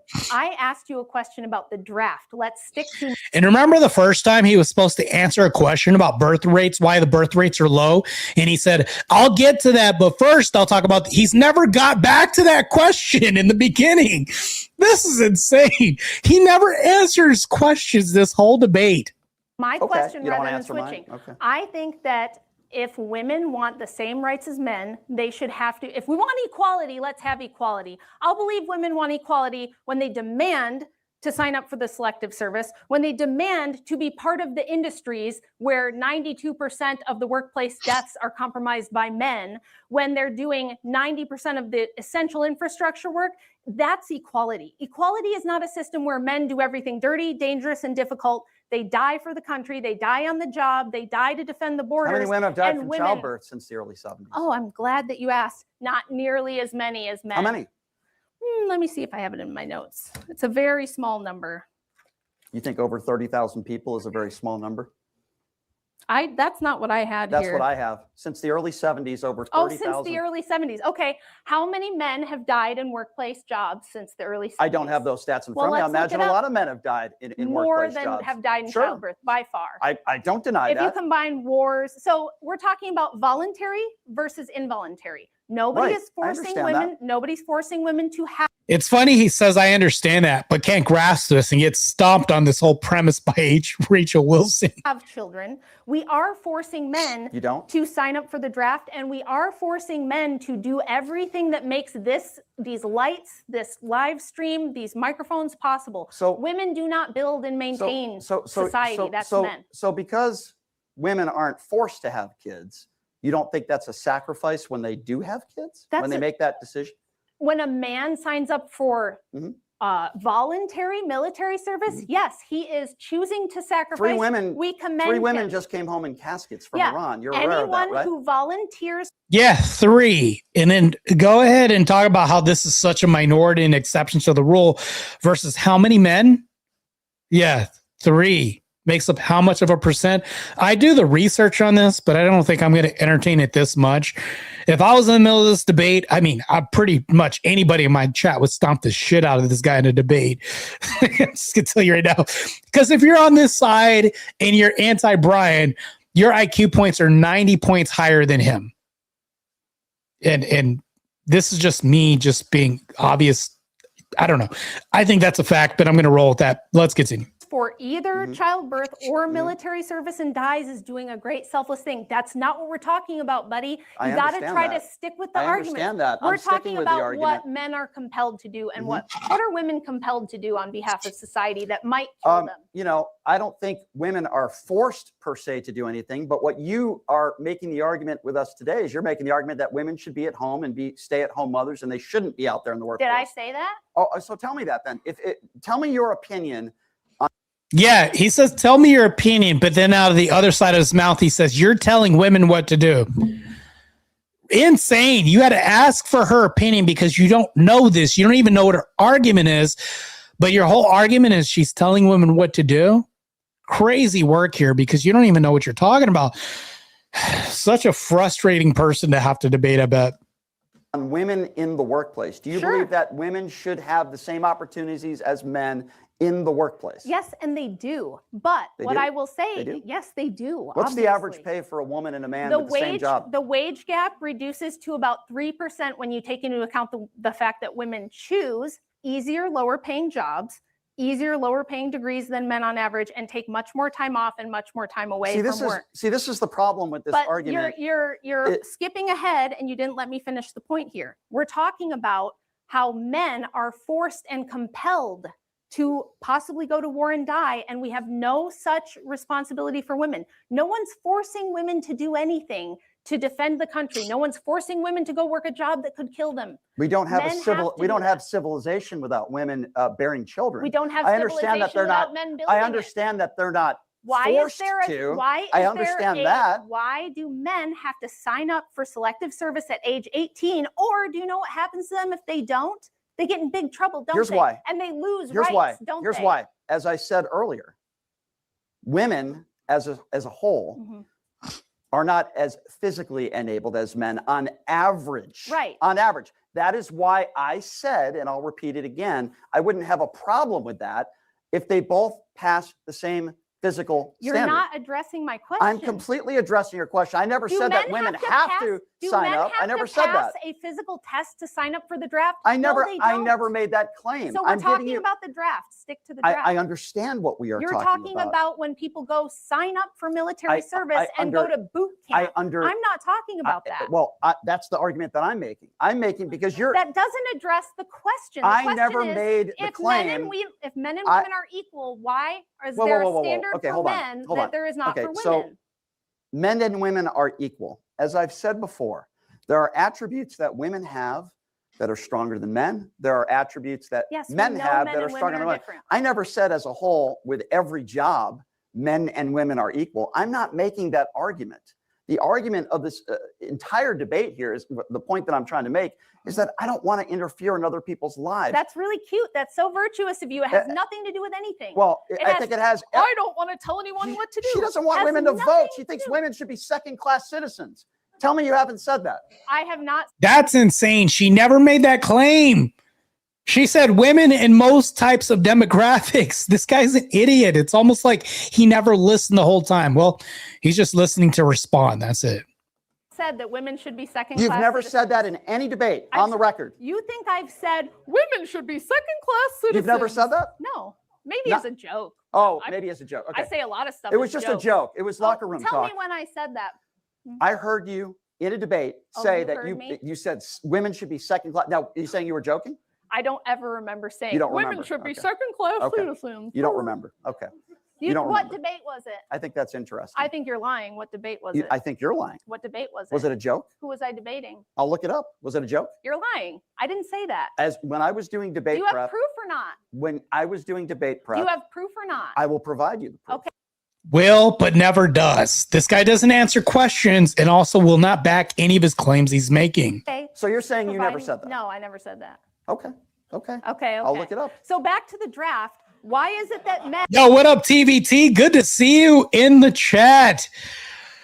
Proud supporter, as usual, of the channel. Thank you. We appreciate your presence. Now let's continue with this debate. Men have to sign up for the selective service or risk losing their voting rights and even their freedom, but women don't. Why? Well, I just gave you the answer. As a whole, in general. So men and women are different. And they serve different When did purposes. I say that they were exactly the same? That would be the most ridiculous thing. I never said that. Why should women have the exact same political power as men when, as the anti-suffrage women brilliantly argued, they said, look, the purpose of government is to protect persons and property. That's the function of government. So the argument is because when we're born, as on average, as I've said, men might be on average stronger than women. Because of that premise, and they have to sign up, women shouldn't be allowed to vote. I completely disagree with that premise. Why? Why? What's your argument? I haven't heard an argument. I've just heard you go, oh, I can't believe what she said. Can you believe what she's saying? She called people a word. She said women should be second-class citizens. I think if you're not a Christian, you're retarded. That's my impersonation of you. I think you should give me an argument. Okay, well, bad impersonation, okay? Not an argument yet. I'm still waiting, bro. Where's your argument? Bad impersonation. I don't have a stupid hat. Bad impersonation. Okay. All right. Now give me the argument, please. Do you really want to go there?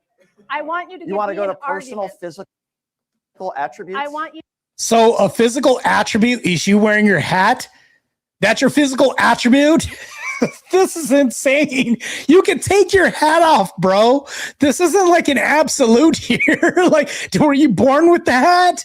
Is this hat attached to your retina, your skin? What is this? What is he doing here? He's just coming up with another excuse to attack her personally. Oh, my hat. That's an immutable characteristic. When, Brian? How is a hat an immutable characteristic here? This is crazy. You make this sound like, oh, you were born with this hat attached to your skin or something. This is insane. To give me an argument. Is that what you're going to do? I mean, do you want to have a modeling contest, Brian? I don't think you're going to win. Okay. I don't think you're going to win either. Fair Yeah, you're not going to win, especially. This is crazy. enough. Now give me an argument. Tell me why. Tell me how we're supposed to have equality between the sexes when one is expected to die. I will tell you why. Okay, and I've tried to explain this to you. Okay. Women have certain things that they are better than men at. Women have certain responsibilities, like bearing children, if they decide to have children. The argument that you're making as well, it's a Yeah, the whole thing is one is voluntary, the other one isn't. If men don't sign up for the draft, fines, jail time, everything else. What happens to women if they don't have babies?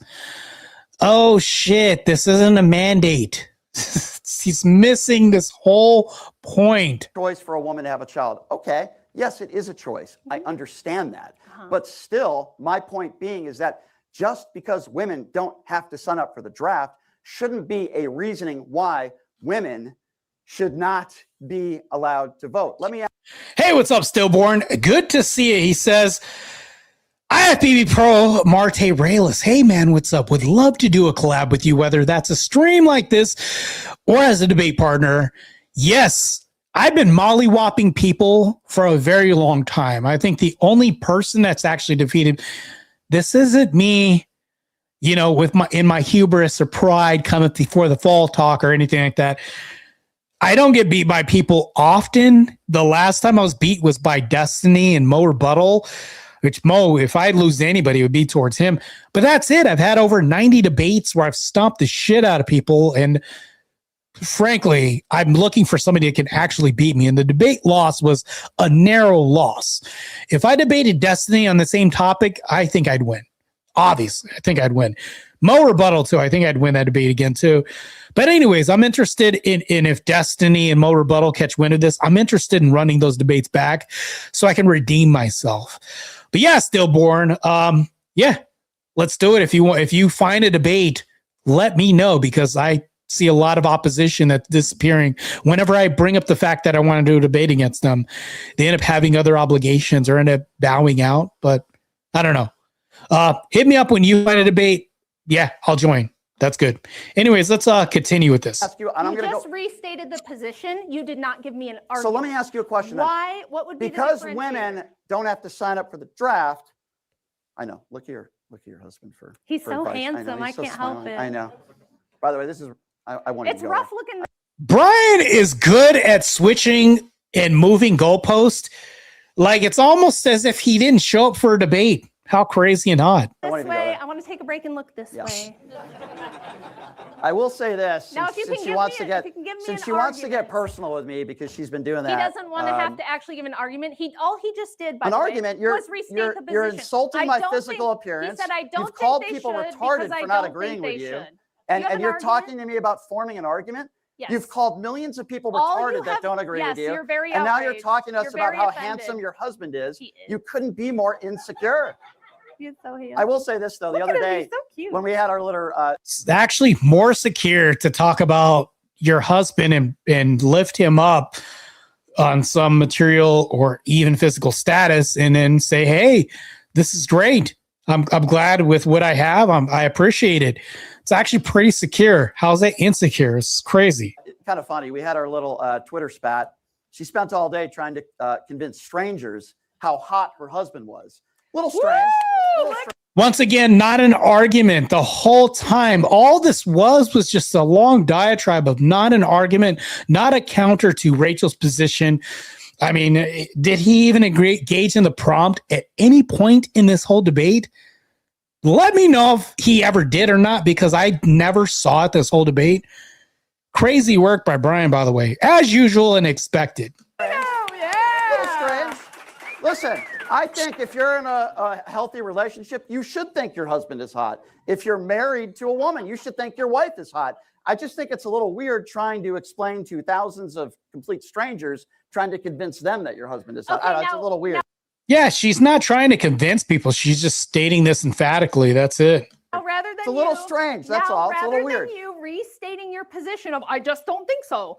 Tell me why women shouldn't. No, you just restated the position. No, I've That's all told you. You're not, Rachel, you're not listening. Because they shouldn't. Rachel, you're not listening. I'm listening. You're not thinking. You're right. No, I'm thinking you're not listening. Okay. Simply restating the position is not an argument. Rachel, I'm not stating the position over. You I'm said, giving you my opinion on. It's almost like he has no self-reflection at all and doesn't have any self-awareness of where he is in the universe, where he is in this room, or the fact that he never brought up an argument the whole time he was sitting here on the side of the podium. It's crazy. What we are discussing. Try again. I've already tried. You're not paying attention, so I'll say it again. Okay.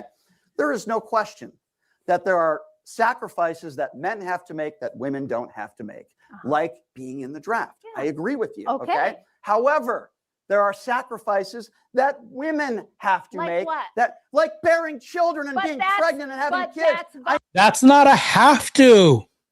Like she's about to explain, that's not voluntary. Oh, good Lord. I never said they had to do it. That's a category error. I never said they had to do it. Let me help this man with another logical fallacy. It's called a category error. We are talking about an involuntary thing, which people are compelled by the government to do, versus a completely voluntary well, we're going to agree to disagree. Nobody even dares. We're going to agree. Wait, we're going to agree to disagree that having birth is voluntary? Whereas like going into the draft is involuntary. You have to do this. Upon turning 18, what's there to disagree with? This guy, like, it's like he implodes his whole position the whole time. This is insane. It's almost as if his existence is self-refuting here. Anyways, that might have been too harsh, but I don't really care. This guy's a trash debater. So insane. Do you think women are bad in the government? Do you think they're bad representing in government? Because you said that in your book, right? Do you think women are bad? Don't think women should be in politics, no. But you still haven't given me an argument for mean, why. we can beat a dead horse, but I'd like to move on to another topic. I'm sure you would. Do you think women are bad? No, because we only, how much time do we have left in this debate? He said, I'd like to move on to another topic. He never tackled the first topic or engaged with it for the whole time. This is insane. Of course, John Kell says she's just bragging, LOL, which is wonderful for a wife to do, to be honest. Yes, I agree. Oh, so crazy. Insane for this guy to even exist here. Tyler Jones says, you said so, but what am I? Forget the phrase getting old. Yes. John Kell says, masterclass and not argument debate. I agree. So yes, that's the best way that you could coin this phrase. I couldn't have said it better myself. There's a lot of other things that we should be discussing. Yeah.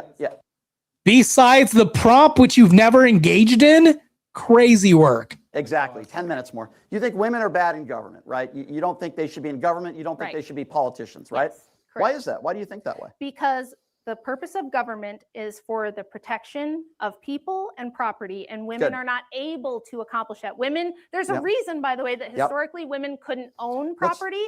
It's because they can't defend it. So as a woman, if I owned like 100 acres of land in 1845, how am I going to protect it from bandits, from marauders, from people who want to just come and steal it? But I would need, you asked me a question, so I'm answering. I would need men to do that on my behalf. I think the reason that we shouldn't have women in government is because men are the only people who can defend the borders, who can enforce the law. We've seen what happens when you try to put female law enforcement officers on the streets and on the Oh, man. And I got a doozy of an episode on the Junk Food Hour. We're going to have a special guest. We're going to have Cool Vic on and Jake Var. We're bringing Jake Var back to see if we can get him to throw the headphones off. Yeah, we are going to be showing some female law enforcement videos, and we're going to get some reactions from Vic and Jake Var. So this is going to be another hilarious episode. You know what? I'll break out the episode on Thursday, and it's going to be pretty exciting. The border, it doesn't work out very well. We need men, and we rely on them to protect persons and property. Let's talk about that. Therefore, That's the task of Let's men, talk not about of women. protecting. Let's talk about COVID for a moment. Female leaders. What's up, TVT? If you need to go to sleep, that's fine, man. We appreciate your presence here in the chat. It's all good, man. Hey, sleep is extremely crucial and important. Yeah, let's. COVID. Okay, sure. Tell me how Why this are you is gonna, laughing at COVID? Millions of people died of it COVID. had better tie back to feminism. Why are you Because laughing? we're debating feminism, and You think you're bringing COVID's up. funny? I think it has nothing. Not talking about feminism. The whole thing is about feminism. He wants to it's like he constantly wants to talk about everything but the whole prompt and topic. It's insane. To do with feminism. Okay, well, why don't you shut up and let me finish and make him a sandwich again and Are let you me mad? finish. Are you Again? What the hell is this guy on about? No, you're disrespectful. I'm trying to make a point. I let you talk. Be quiet. Let me talk. There's a reason why I'm bringing this up. You said women shouldn't be in government positions. Yes, correct. I am telling you, during COVID, female leaders were far more successful than men in dealing with COVID. Globally, women only held 7% of leadership positions. 4 of the top 10 countries that were run by women, and in this study, the death rates, 13 countries led by men, 8 led by women. The male per capita, 214 deaths per million that were led by men. Led by women, 36 people per million. Look, you could look up that stat. Now, why? You could say maybe it was ego. You could say maybe it was bad policy. You could say maybe it wasn't listening to experts. Whatever the case may be, the women that were in power in these countries led to 36 people dying per million.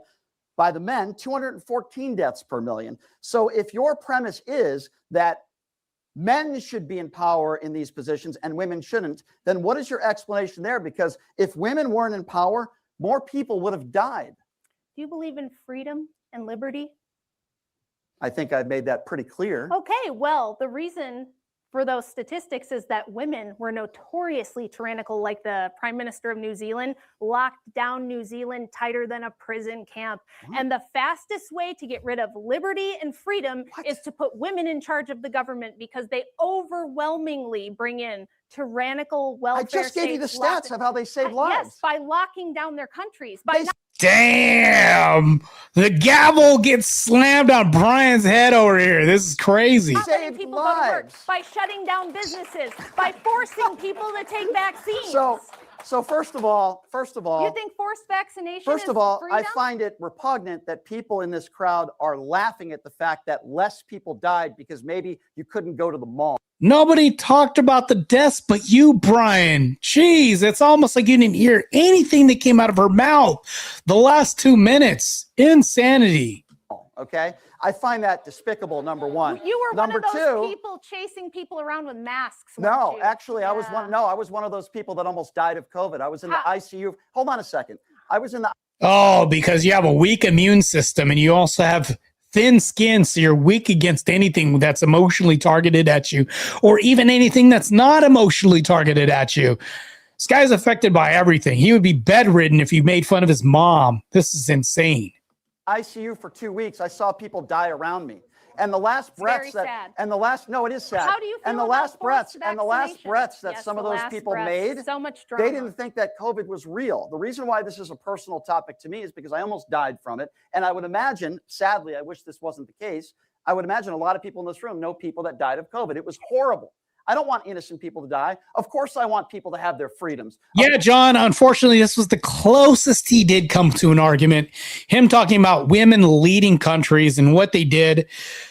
Even in the adverse reactions, when he discussed this, Rachel was able to counter this and talk about when these women do this, they're using something that's a totalitarian regime like leadership, almost an ineptitude to even be good leaders when they're saying this. Yeah, but we're going to have a kind of like an authoritarian rule, like mandated shots, everything else that happened during the time. We're going to lock you down.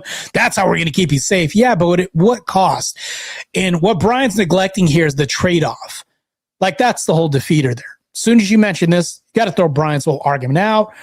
Just my opinion. Of course, I want people to go out and be able to live their lives. The only point that I was trying to make was that women that were in these positions during that time, during COVID, saved lives, and they did a better job than men. Now, if you think they're woke, and they shouldn't have closed everything should have been open. You're entitled to that opinion. How do you I feel, disagree with you. How do you feel about forcing people to take I've experimental always said vaccines? that I never felt like the vaccines should have been forced on anybody. I disagree with people that said that. That's what women did. That's destroying his whole position there. It's almost like he self-refutes on command. Crazy.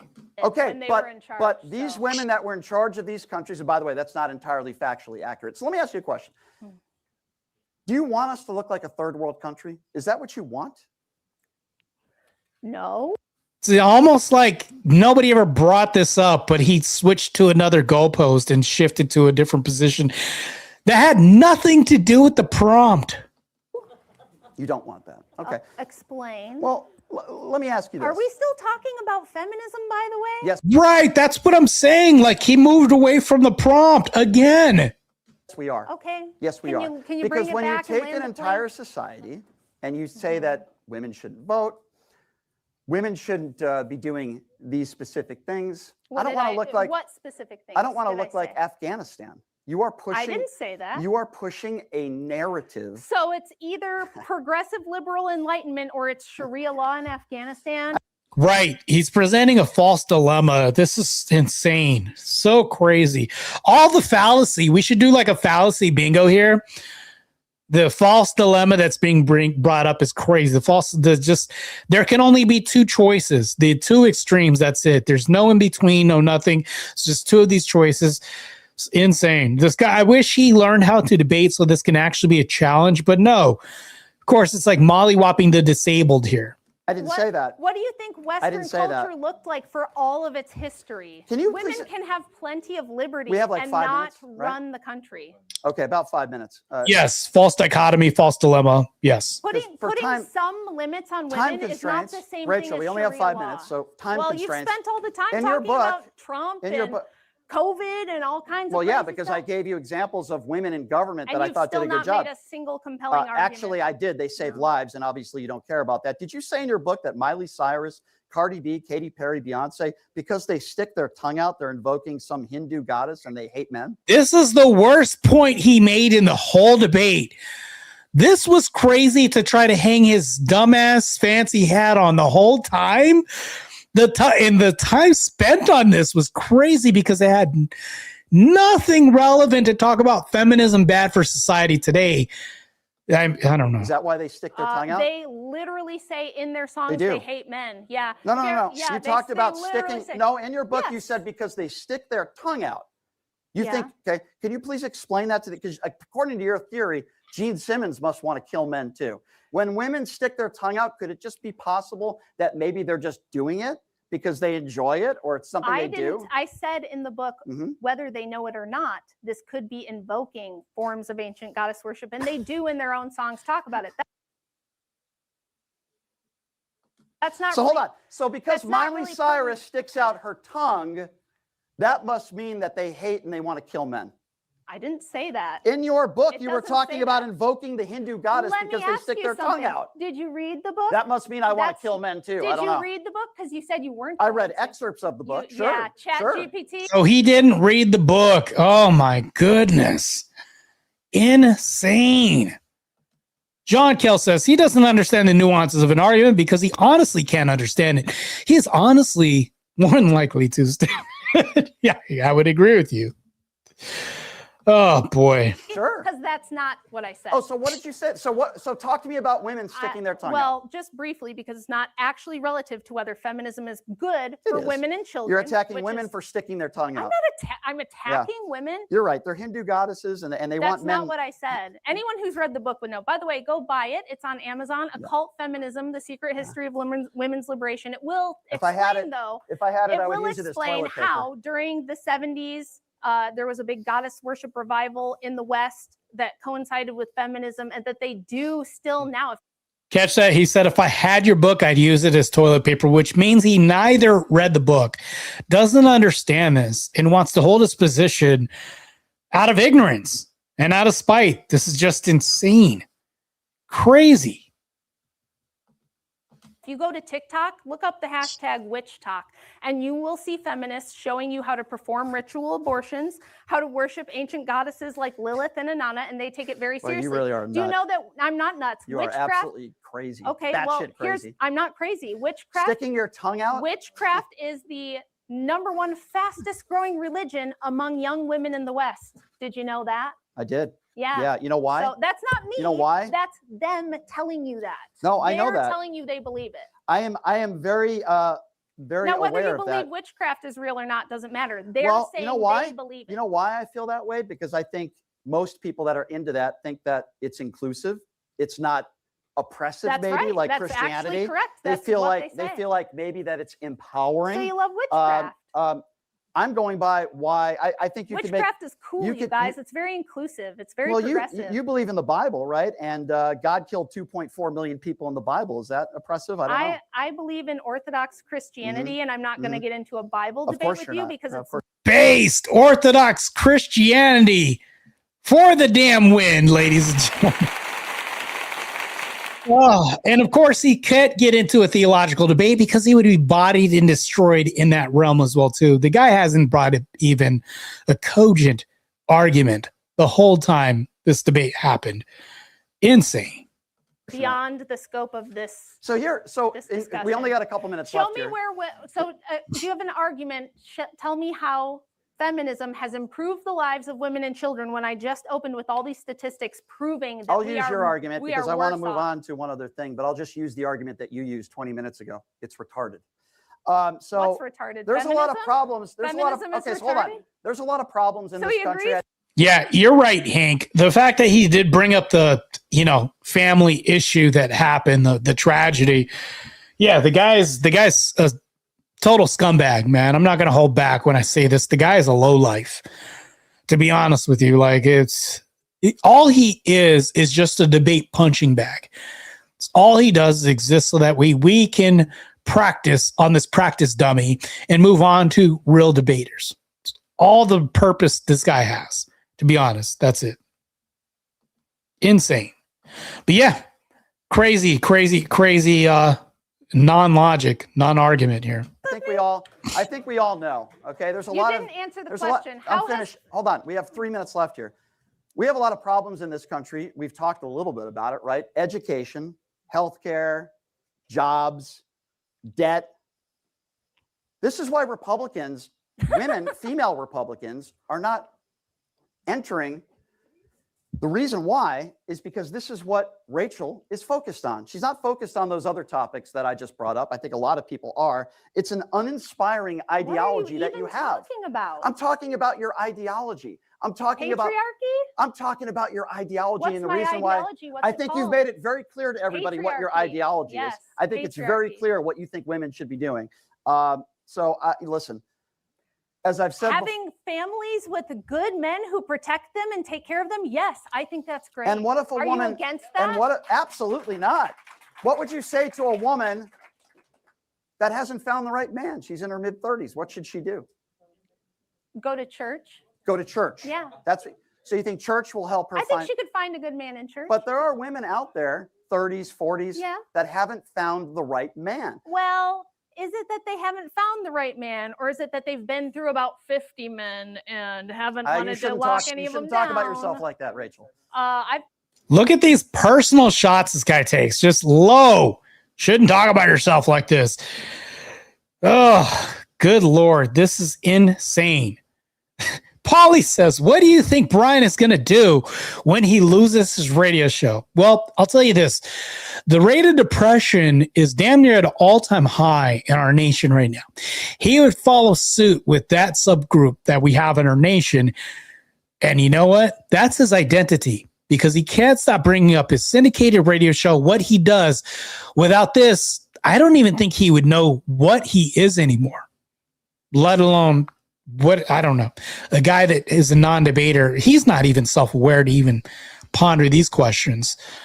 The guy is just totally inept. Insane. Been with a handful, like less than 5. So, no, I'm Without talking feminism, about, you would not have been allowed to break up with those men, right? I didn't. Would you agree with that? I didn't. You weren't married to any other men? I was, but Okay. I didn't initiate 100 years divorce. ago, you wouldn't have been able to divorce them, right? I didn't divorce them. I was abandoned by an abusive person. Okay, so Yes. 100 years ago, you wouldn't have been able to. Yes, you would have. I just told you that in the year 1900, 55,700 divorces were granted to women who were in abusive marriages. So yes, I would have. And by the way, one more thing. Disagree. I would be able to be here without feminism. This is a very would? stupid, silly rebuttal. Yes. No, it's not stupid Mary at all. Wollstonecraft, yes, the anti-suffragists were having public debates against suffragists in 1848, you dumbass. I understand that. So women were So- allowed to speak publicly. Women have always been allowed to speak. Oh, Brian with his thin skin is going to talk about, you called me a name. It's like, what?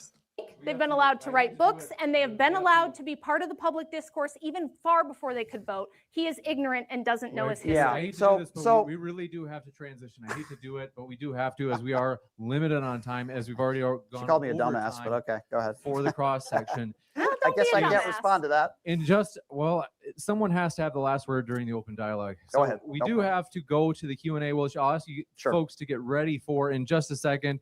But first, I want you to get ready for some groundbreaking news from Farm Easy Bank, your trusted ally in health and well-being. With an extensive range of generic medications, Farm Easy Bank caters to all your needs. From easing pain to managing chronic conditions, they've got it all at prices that won't be beaten. Quality assurance isn't just a promise, it's their commitment. All products come exclusively from reputable certified sources to ensure top quality effectiveness and safety. Looking for essential and high demand medicines, Farm Easy Bank now offers ivermectin, fenbendazole, Senforce, Fildena, and all ED products, azithromycin, weight loss products, including oral semaglutide, diabetes. Okay, I'm going to fast forward through this because I guess James Coons definitely reads a lot of this. And, you know, Andrew Wilson's looking through his text. I should have texted him during this whole thing and just sent laughing emojis with a tomato representing Brian to him. Crazy. John says, imagine if Rachel had said dumbass hate, he would have had tried to get physical for sure. You mean the dumbass hat? Yeah, dumbass hat. Yeah. Insane. Just crazy. Insane. I can't believe that this is happening. Good Lord. I'm going to have to call into Brian's show. I'll definitely play it here once I call into Brian's show. I think everybody's wrecked him. I don't know one person who hasn't wrecked him. So I think it's my turn just to give him a good wrecking because, I mean, I think that's that's the trend that's happening right now. I might as well jump on board this trend and knock him out a couple times. That's it. Just insane, man. Let's see. Let's fast forward a little bit. This guy gets more disingenuous, as if he couldn't get even more disingenuous than where he's at right now. Hold on, let's continue. But J.D. Vance didn't go to war, right? He was in an office, and I believe a woman Why is would this have been able black? to do the same job, regardless of her physical. Not to sound racist, but why am I seeing black? Why is this black right now? Should not be black, by the way. All right. That's here we go. Talking about transgender women in bathrooms. I can't answer your question. Be specific. Like protected spaces. Like, you know, Locker you can rooms, lie and bathrooms. say that you think you're a woman, even if you're not a transgender. Mhm. Like, Well, here's my opinion on that. So I gave you my opinion on the sports aspect, on the bathroom aspect. If there's a study that would show me that transgender women are more likely to commit a crime in a woman's restroom, then I would certainly be on the side of not allowing that. The idea that, in my opinion, a man, somebody born a man, would cut off their genitalia so that they can go into a woman's restroom and commit an assault. Most I'm not, of them I'm don't not get saying you bottom said that. surgery, I'm not. though. I'm answering a question. Most of them just I'm wear answering a dress. question. I'm not saying you said that, but that idea to me is a little bit absurd. So I hope I answered your question. It's a good question. Hello, Brian. Hi. So earlier you were talking about, you were talking about economics being why women don't want to reproduce as much. Well, I didn't say that. John Hopkins did. That was just a study. Johns Hopkins, you idiot. Oh, good Lord. You can't even say it right. Okay. So I would argue that it's harder to create a business, which would drive the economy more because of Democrat policies with a ton of red tape. Which and policies? All the permits and everything. Respond to it. That's all. You talked a lot about freedom and how she wouldn't be here without feminism. So, like, if you go back to the actual history of feminism, there's a big history in eugenics and when you get to abortion. So I just want to know how you feel about, like, if it actually was like feminism to the highest extent, I wouldn't be here, because they actually had a eugenics program that was literally called the Negro Project, and that was to literally eliminate people like me, literally black people. So you're saying because of feminism, black people wouldn't exist? yes, literally. Okay. Literally. Okay. I'm not going to respond to that because I'm not going to respond to something when I'm unaware of it. What? You responded to a lot of things that you weren't aware of during this whole debate, even shit you made up. So crazy. If you're saying because of feminism, the invention an of entire race of people wouldn't be here, I'll look that up. I'm not aware of that. I'll look it up. That's literally where how many abortion years came ago from. are we talking about? Huh? How many years ago? Whenever It would be like 1928. And it's still going on today as the black community is having the highest rates. Not only is the black community having the highest rates of baby self-deletion, we're having the highest rates of single motherhood as well, too. Yeah, this is taking off to a great start. Congrats. Thank you, feminism, for all this death and destruction we have in the black community. Founding of Planned Parenthood with Margaret Sanger, and the same thing in the UK with the Marie it was literally Stopes founded on project. a genocide. Well, I'll look that up. You can find me on Twitter, and I promise you I'll answer your question. I would love to see the response to that. I will.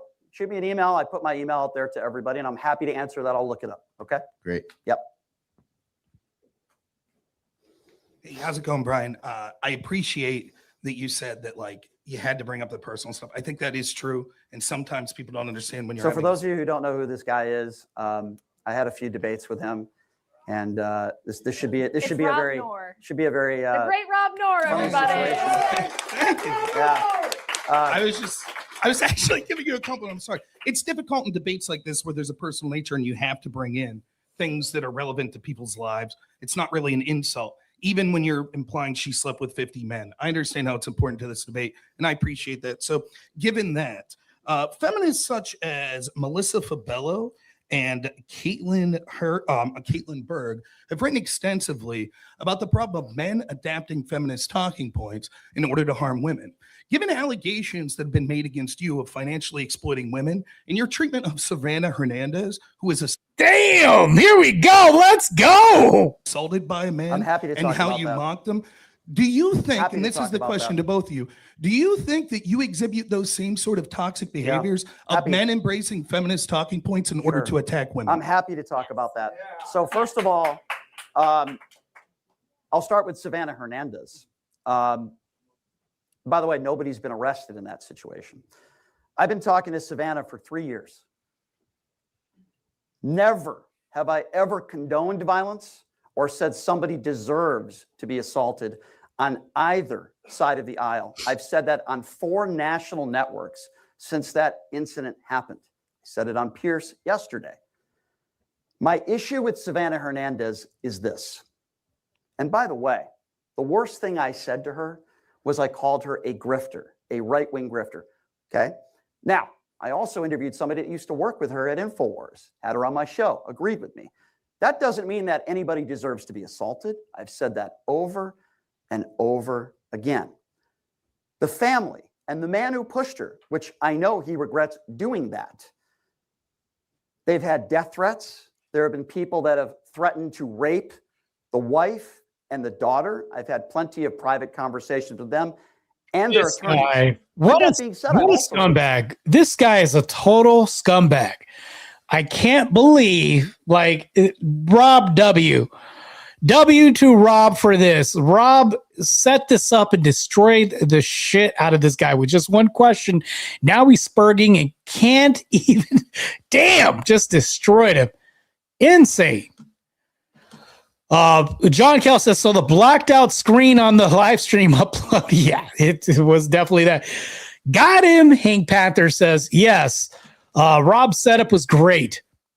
Blah, blah, blah, blah, blah. W. Exactly. Damn, he looks like he's literally been in a boxing match. So defeated. Yeah, I know. It's insane. Line cry Brian. If somebody gets arrested, charged, and convicted, let the chips fall where they may.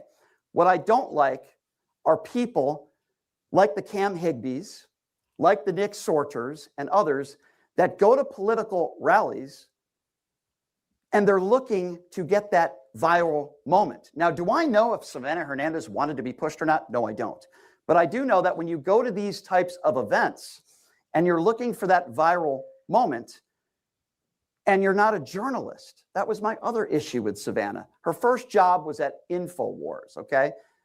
She's never wrote articles about anything. She's not a real journalist. And when you go around the country asking people what's a man and what, by the way, I'm not a journalist either. I never said I was. When you go around the country saying what's a man and what's a woman, that doesn't make you a journalist. And by the way, any allegations that you've talked about, any, are false.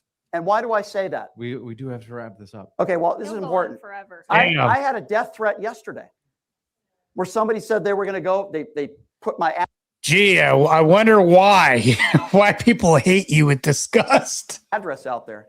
I got into this business knowing he asked me the question. I'm answering it. It doesn't even have to do with the question. Then blame him. It wasn't about feminism. Just he real quick asked follow-up. if you adopted feminist talking He made points claims. to attack women, and So you're the answer talking is about no. people doxing. The answer is I'll no. just say real quick, I understand it seems your argument there is you have to be careful with accusations or it could lead to death threats. The answer is no. You call No. Trump a pedo all the time. They just tried to kill him like 3 days ago. Who's they? Who's they? The person that The person. was the Thank you. anti-Trumper. Thank you. The person. Yeah. Will you retract you calling Trump a pedo and will you acknowledge that rhetoric? What I have helps lead said. to damage What I have said. Damn, Rob going hard in the paint here, ladies and gentlemen. This is insane. Rob is destroying this guy so handily. Yes, matter of fact, this is insane. The chat being based as usual. And by the way, it's crazy. Yeah, Tyler, good to see you, man. Yo, Marte, W's in the chat. Yes, for sure. W's in the chat for everybody out here. Original Vintage, thanks for coming by. Good to see you again, too, in the chat. Like I said, W's in the chat, and I appreciate everybody for stopping by. This is definitely a crazy debate. We're going to continue with just a little bit of this because, it's just insane. So, speaking of W's in the chat. W's in the chat for me. Yes, total W's. All right, let's continue. We're almost done with this. Said over and over again. I believe, just like I believe with Bill Clinton. Yeah. That both Bill Clinton and Donald Trump have probably did some horrible things to women. Donald Trump is also a liable sexual abuser. Donald Trump is also named 30,000 times in the Epstein files. Doesn't answer his question at all, Brian. And if you're going to say that I believe that Donald Trump may have done some horrible things to kids, then maybe you should call out the other side too. Donald Trump just asked for, 6 Democrats he called for them to be executed 3 months ago. Donald Trump is the guy who said, rough him up, I'll pay your legal bills. So if you're going to call out one side, you better call out the other one too. You're done now. You're done. I answered your question. James, since Rob said that was a question for both of us, I just want to quickly say this guy who is the white knight defender of women and I never said I was the white knight. You want to protect women, yet your very first DM to me was asking how many beers my husband had to have in order to I did say that. You know why? I'll defend that. The guts to have sex. I'll defend that. I'll defend that. And it goes to what Rob Noor just said. Here's the reason why I said that. She put out a tweet. I shared a tweet. Excuse me. Let me just answer. Let me at least defend myself. She put out a tweet, a retweet, whatever you call it. I just doesn't matter. She has a large platform, and she retweeted, or whatever you want to put it, a story about me with all the worst. My sister passed away at the age of 37. The person in this article, she doesn't care. Yeah, again, she doesn't. She can give two shits. I'm answering why I'm defending. Wow, this guy is crazy. He's reaching all over the place. Why I called you that and why I said that. Because There's I was. no excuse for you to say Oh, okay, that but to it's me. an excuse You to don't call know people me. retards. Get lost. Go ahead. Excuse. I'm saying you don't give a fuck about women. No, I don't give a fuck about you. You are a sneaky fucker is what you are. He pretends to be a feminist so that he can get into women's Move on. spaces Please. and Have to do move on. things to them. Please, you Yeah. defend to be a We're going to go to the Christian, next you're a fake question. Christian. We're ready for you. Go ahead. Okay, so Brian, we would agree that a man that turns 18 years old cannot willfully opt out of conscription, correct? Yeah. Dark Side Deaconess, ladies and gentlemen, destroying Brian. I'm so glad she showed up with this question here. Let's watch her masterfully wreck Brian. What duty to this country can a woman opt out of? What duty to this country that can a woman opt out of? Can they not Without opt out of? consequence. Yeah. I mean, I guess nothing.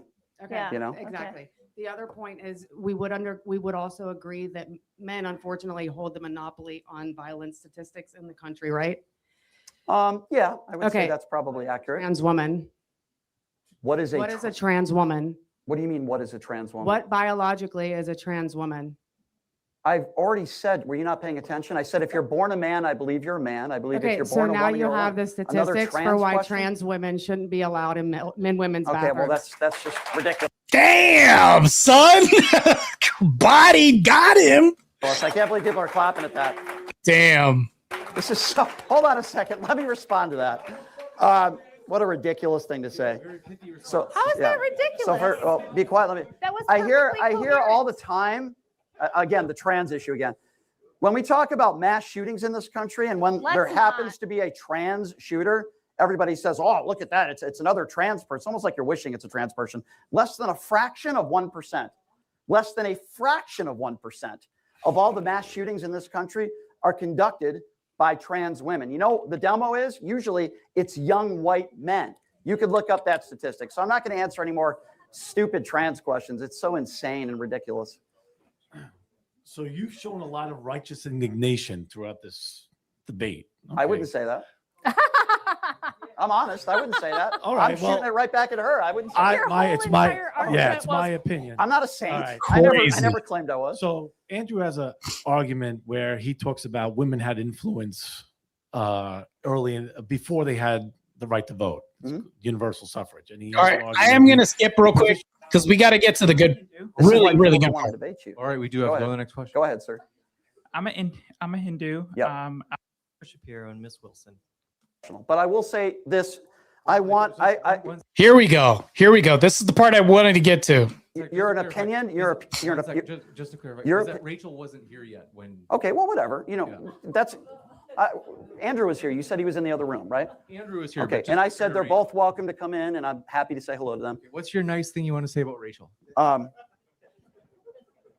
have to think about this. Give me 10 seconds here.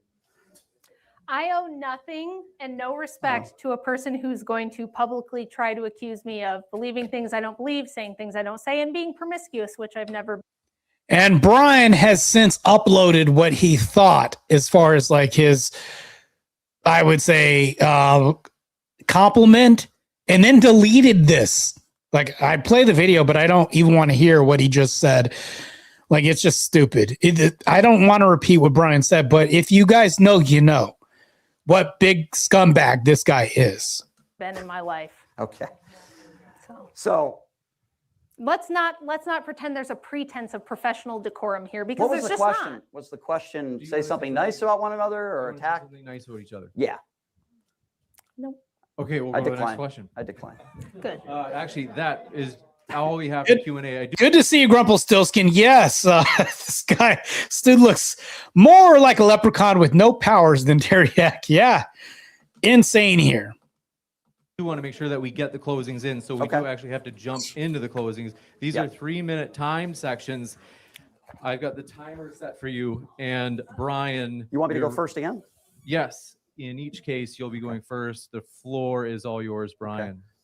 Thank you, everybody. All right, this is where the insanity continues. As if it wouldn't get worse for Brian.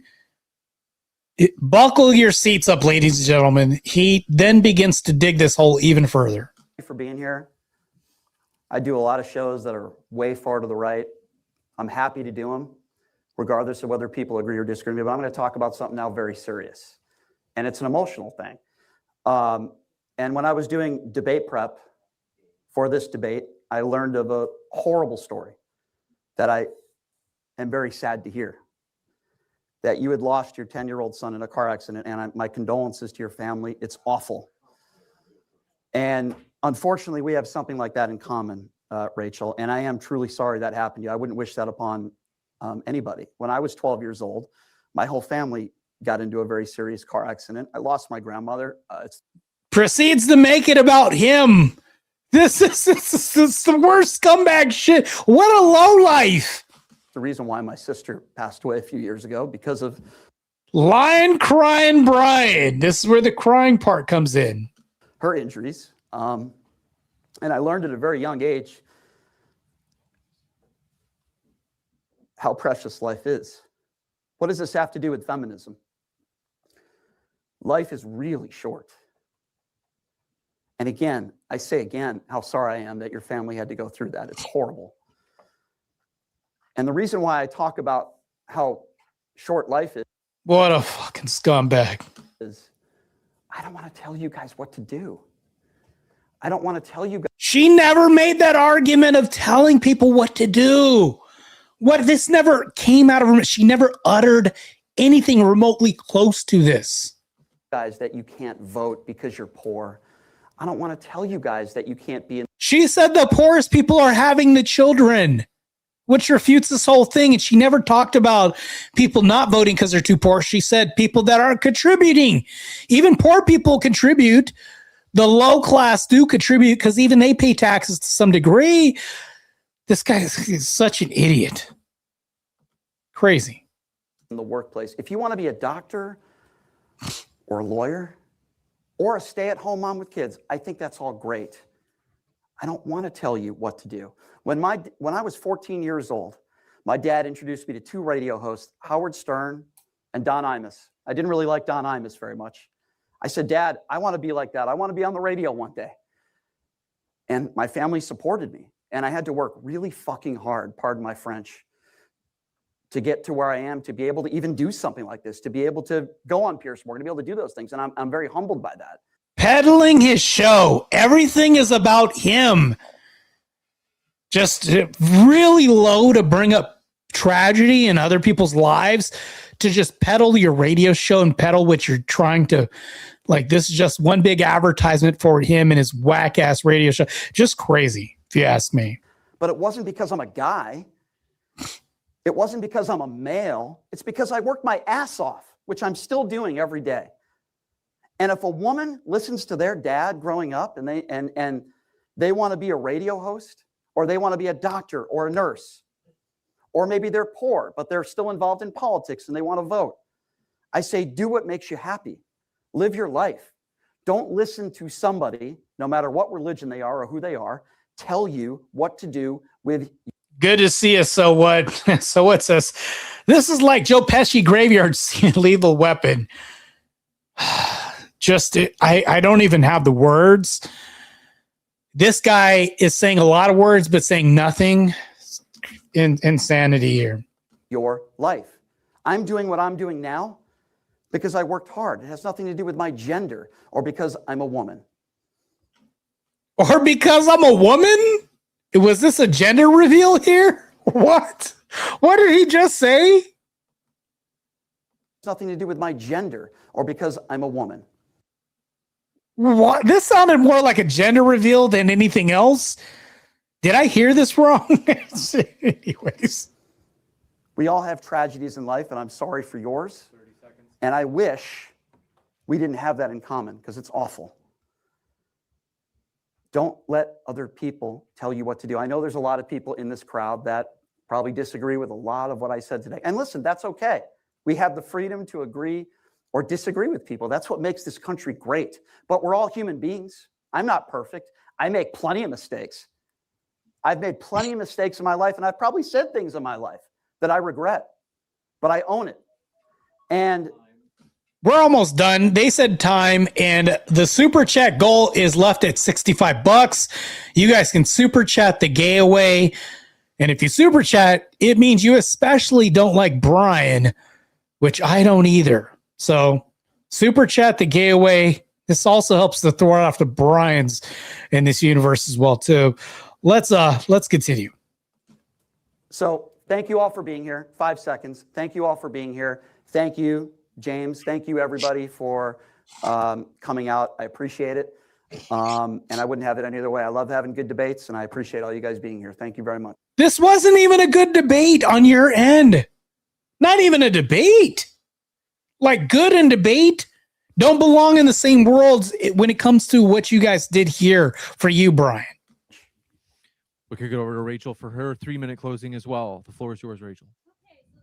Very disappointing. We had no arguments from Brian whatsoever for why we should believe that feminism has been beneficial for women and children. He wasn't able to provide any data, any sort of measurement whatsoever to show that, hey, before feminism, this was what happened, and after feminism, this is what we got. We didn't get any of that. What we got was a whole bunch of logical fallacies and a person who doesn't understand what an argument is or how to debate. I'm going to list them off quickly, but join in the comments on the live stream if you caught more of these than I did. These were just some of the fallacies that we witnessed tonight from Brian. Non sequitur, argument from incredulity, straw man, ad hominem, category error, tu quoque fallacy, appeal to authority, argument ad populum. And on top of all that, we got moral outrage. We got appeals to your virtue and your emotions. And what we got from Brian ultimately was the best argument against feminism, because what feminism produces is emotionally incontinent, weak men who can't control themselves, who have violent outbursts, will insult you, will be angry and combative, and then try at the end of the debate to bring up your dead child and not even let you get through a debate in a professional manner addressing the topic at hand without crying and bringing up your dead son, who you probably don't want to be thinking about in the closing of a professional debate that you're trying to get through. So when he says, do what you want, man, follow how you feel. Life's short. Do what you feel like, just follow what you want. Follow your emotions. I would say no, don't do that. Yeah. Rachel indeed closed. It's crazy. She just held her composure, handled this in the most professional way. Also, I'd like to bring up what my what my mod just said. For just 90 cents a day, you can help Marte restock its supply of chicken-flavored ice cream, hot sauce, and protein shakes. Please help Marte today.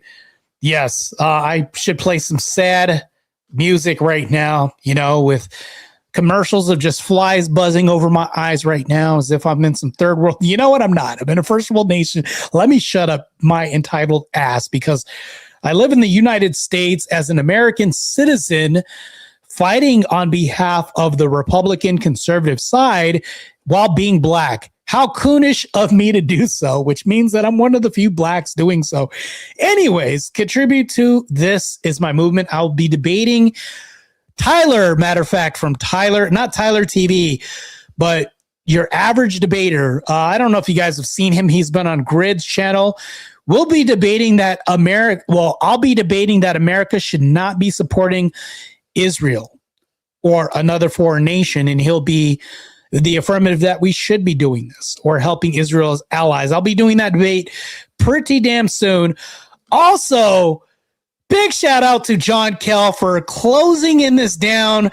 Now we're at $45 as a super chat goal. Great review. Clip it and ship it. Send the word out to the masses. This is the enemy. Yes, it is the enemy. Yes, for sure. Super chat goal. We're bringing it down. 45 to go. We've decided to listen to your record.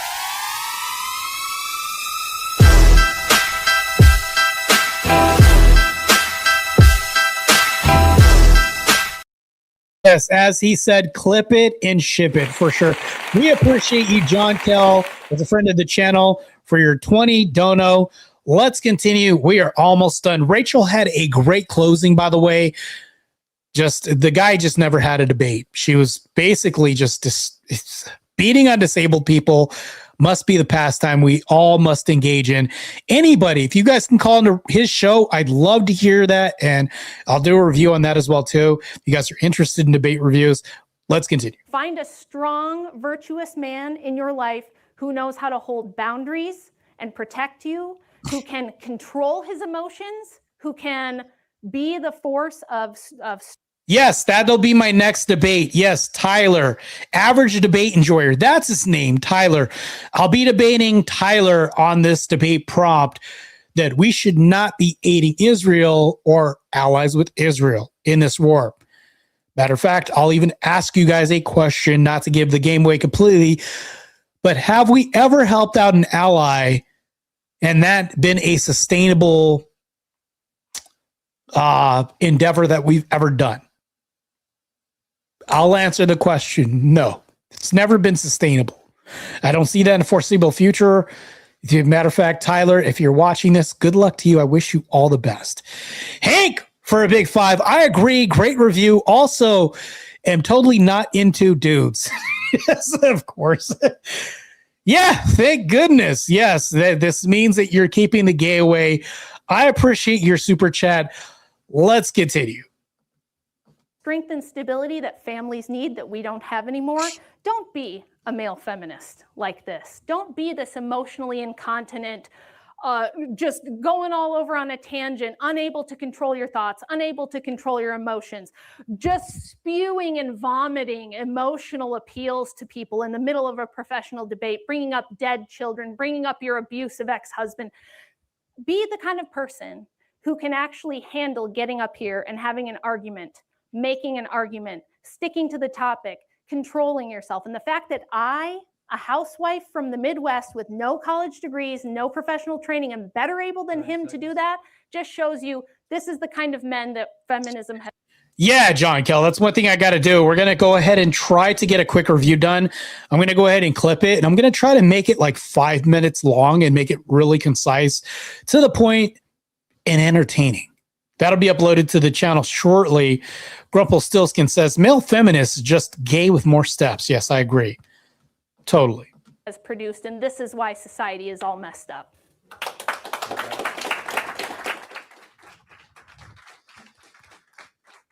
With that, I'm going to hand the microphone over to Sean, who is the leader of Uncensored America, who is the host. All right, that is about it. This was a crazy, insane debate review on my part.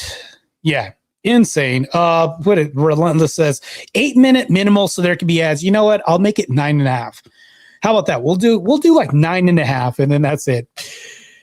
Yeah, Relentless, is that a code for fried chicken? Actually, I have fried chicken emojis. So my members in the chat, there's also brand new emojis that I have, and fried chicken is one of the emojis. So if you are a member, let me see some fried chicken in the chat, because I'm about to present one of the debates that I have coming in August with this guy who has, and I just checked his channel, 1 million followers on his YouTube channel. So yeah. Relentless, yes, chicken. Grumpelstiltskin, chicken emojis all around. Yes, fried chicken. You guys are actually making me hungry. All right, let's continue. This is the guy that I'm going to be debating. This is one of the comedians, one of the guys that's a comedian, and his name is Scott Hofstetter. I'll be debating this guy in June. He wants me to debate him on his channel, on his platform, but I'm going to see if somebody else can offer a debate on, what is it, Zoom, which is very outdated. This is the guy that I plan on debating pretty soon. Hank, new member, by the way. Let's congratulate Hank on his membership to the channel, who can now use the fried chicken emoji. Yes, let's bump up these memberships.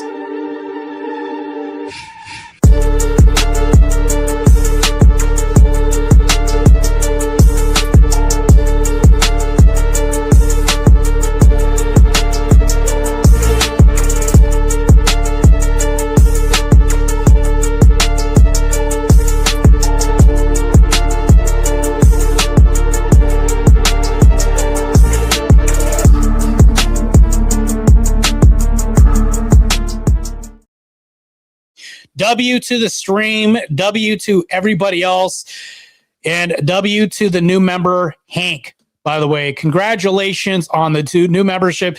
You are now a legal citizen to the Coonverse. That's what we're going to call this, the Coonverse. So this is the guy, Steve Hofstetter, that I'll be debating in June. Apparently, this guy has 1 million followers and thinks he is going to destroy me. Not only is this guy a flaming liberal, but also wants to defend feminism. This is him, ladies and gentlemen. All right, let me go ahead and bring it on the big screen right over here. See if I can magnify this just a little bit more. And this is the guy who I'll be debating in June. Okay. Say you are changing progressive seem like you are extremely judgmental for conservatives because you base a lot of your opinions on stuff you see and hear on TV. And Does he look like he could be related to Brian? If you say yes, I agree with you. By the way, this could also be a question for Jared. when was the last time you actually sat down and had fellowship with your modern conservatives? That's a good question because he's going to sit down and have a debate against me, which the guy's going to get thoroughly thrashed on. I don't care how many followers he has. The guy has 1 million and a whole legion of people that attack me. And I've gotten 3 death threats from some of his followers already, 3. But this will be a very interesting debate as I don't underestimate any of my opponents, but let's check this clip out. I have friends who are conservative. I'm very conservative. Yeah. I have a gay daughter. Great. My best friend is gay. Okay. You know, So are you every conservative? but there's more of us out there than you think. Just because. No, but do you vote? Yes. For who? I voted for Trump. That's my point. Hold on a second. Wait. Who I vote for doesn't make me who I am, but you're judging. Wait, hold on a second. Hold on. I'm not judging you personally. I am judging some of your decisions, and your decision to vote for a hate-mongering criminal and are you proud of your vote for Trump? But you voted for somebody whom I think is horrible because he was cheating on his wife when she got killed in Paris.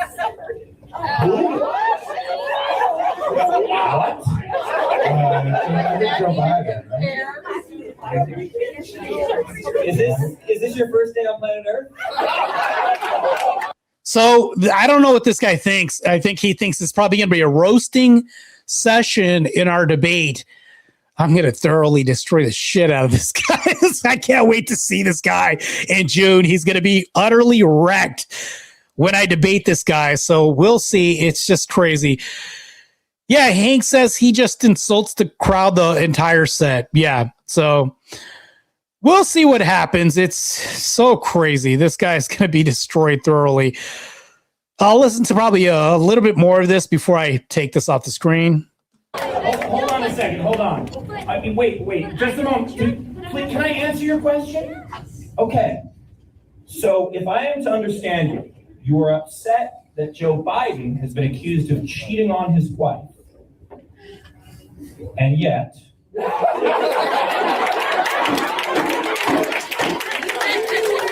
see where I might be going with this? Now you're changing the subject. I'm not changing the subject. That's what you said. I said that most people would be ashamed to vote for Trump seeing what he's done. And you were like, well, Joe Biden was accused of doing this one thing that Trump did over and over and over and over and over again. Doesn't that make you not like Joe Biden? I'm like, look, I don't like Joe Biden. Joe Biden was my 17th choice in the primary. But I would climb over glass to vote for anyone against Donald Trump. So obviously this guy's anti-Trump. Definitely anti-Trump and definitely a flaming liberal, right? This guy's definitely Kamala Harris supporter. He's going to vote for Kamala Harris. Me and him have had back and forth throughout the DMs. And let me tell you this, he's been in a dogfight with me over what platform to have this on. He ran away from a debate with me the first time, which who knows, but now he wants to have a debate with an Orthodox Christian. And now when he accepted this debate, I came out and said, hey, hold on. So you are debating people? And he said, yeah, as long as it's on Zoom. And I said, you know what? Tell you what, I'll have the debate on Zoom. Just be ready, afterwards. And he said, cool, let's have it in June when I can get my ticket sales up for this debate.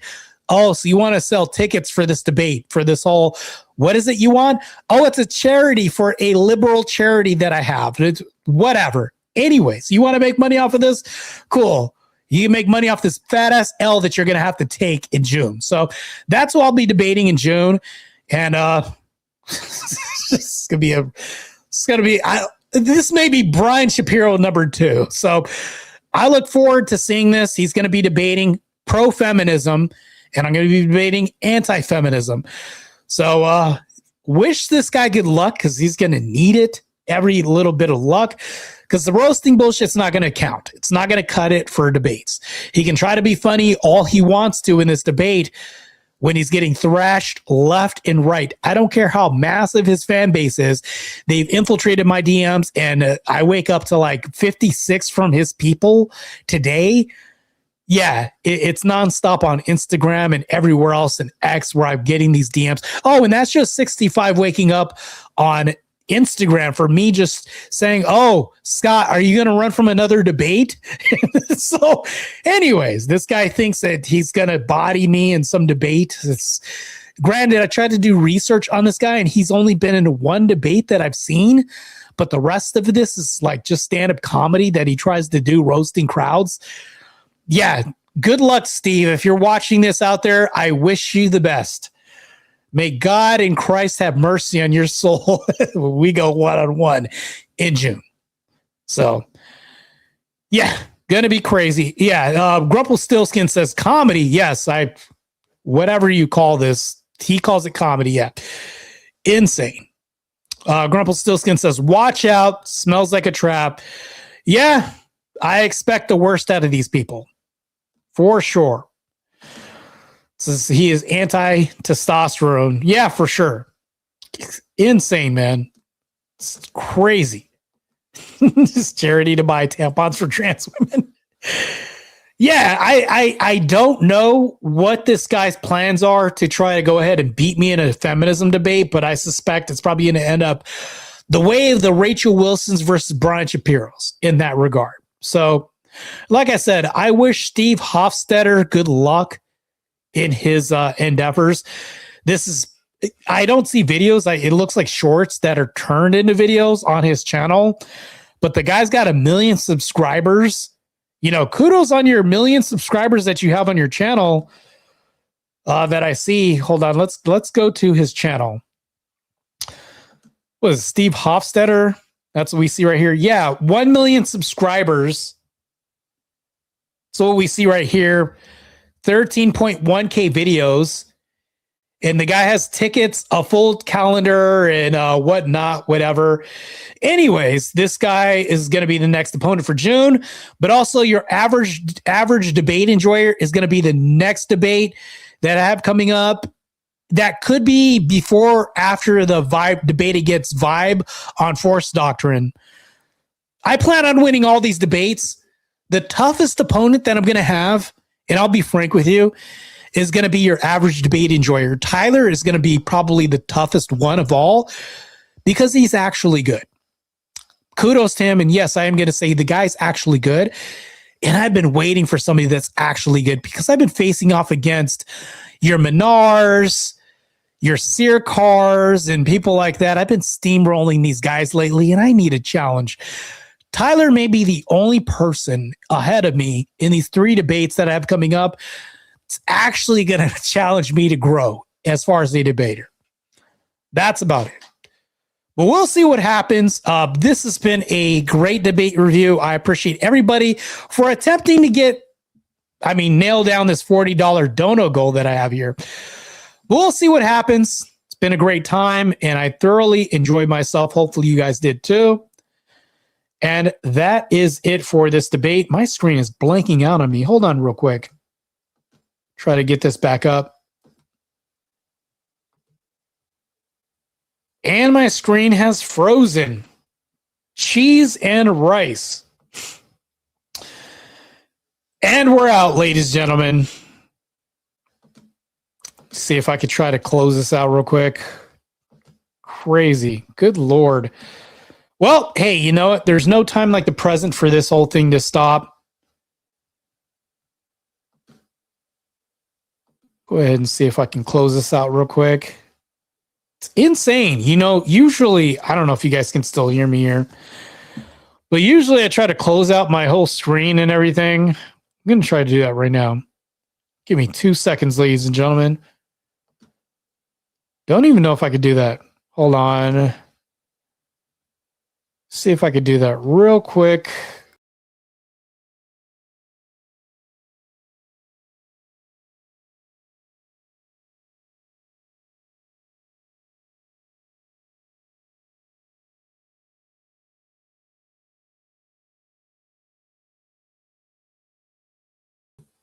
Okay, here we go. My laptop was having some stupid issues. Anyways, we were able to get down to a $40 super chat goal, and I appreciate everybody for trying to super chat the gay way. And hopefully you guys press the like button and smash that. Yeah, we're going to go ahead and close the stream out. You guys have a great evening, and Christ is God. Good night to everybody. I'll see you guys on the next stream, and I think my next stream is going to be about feminism, oddly enough. Yes, relentless chicken and hot sauce and hair grease and all this stuff. Yes, Grumpelstiltskin says, remember to caress gently the notification bell to be aware of when new content comes out, nerds. Yes. See you guys soon. And Christ is God.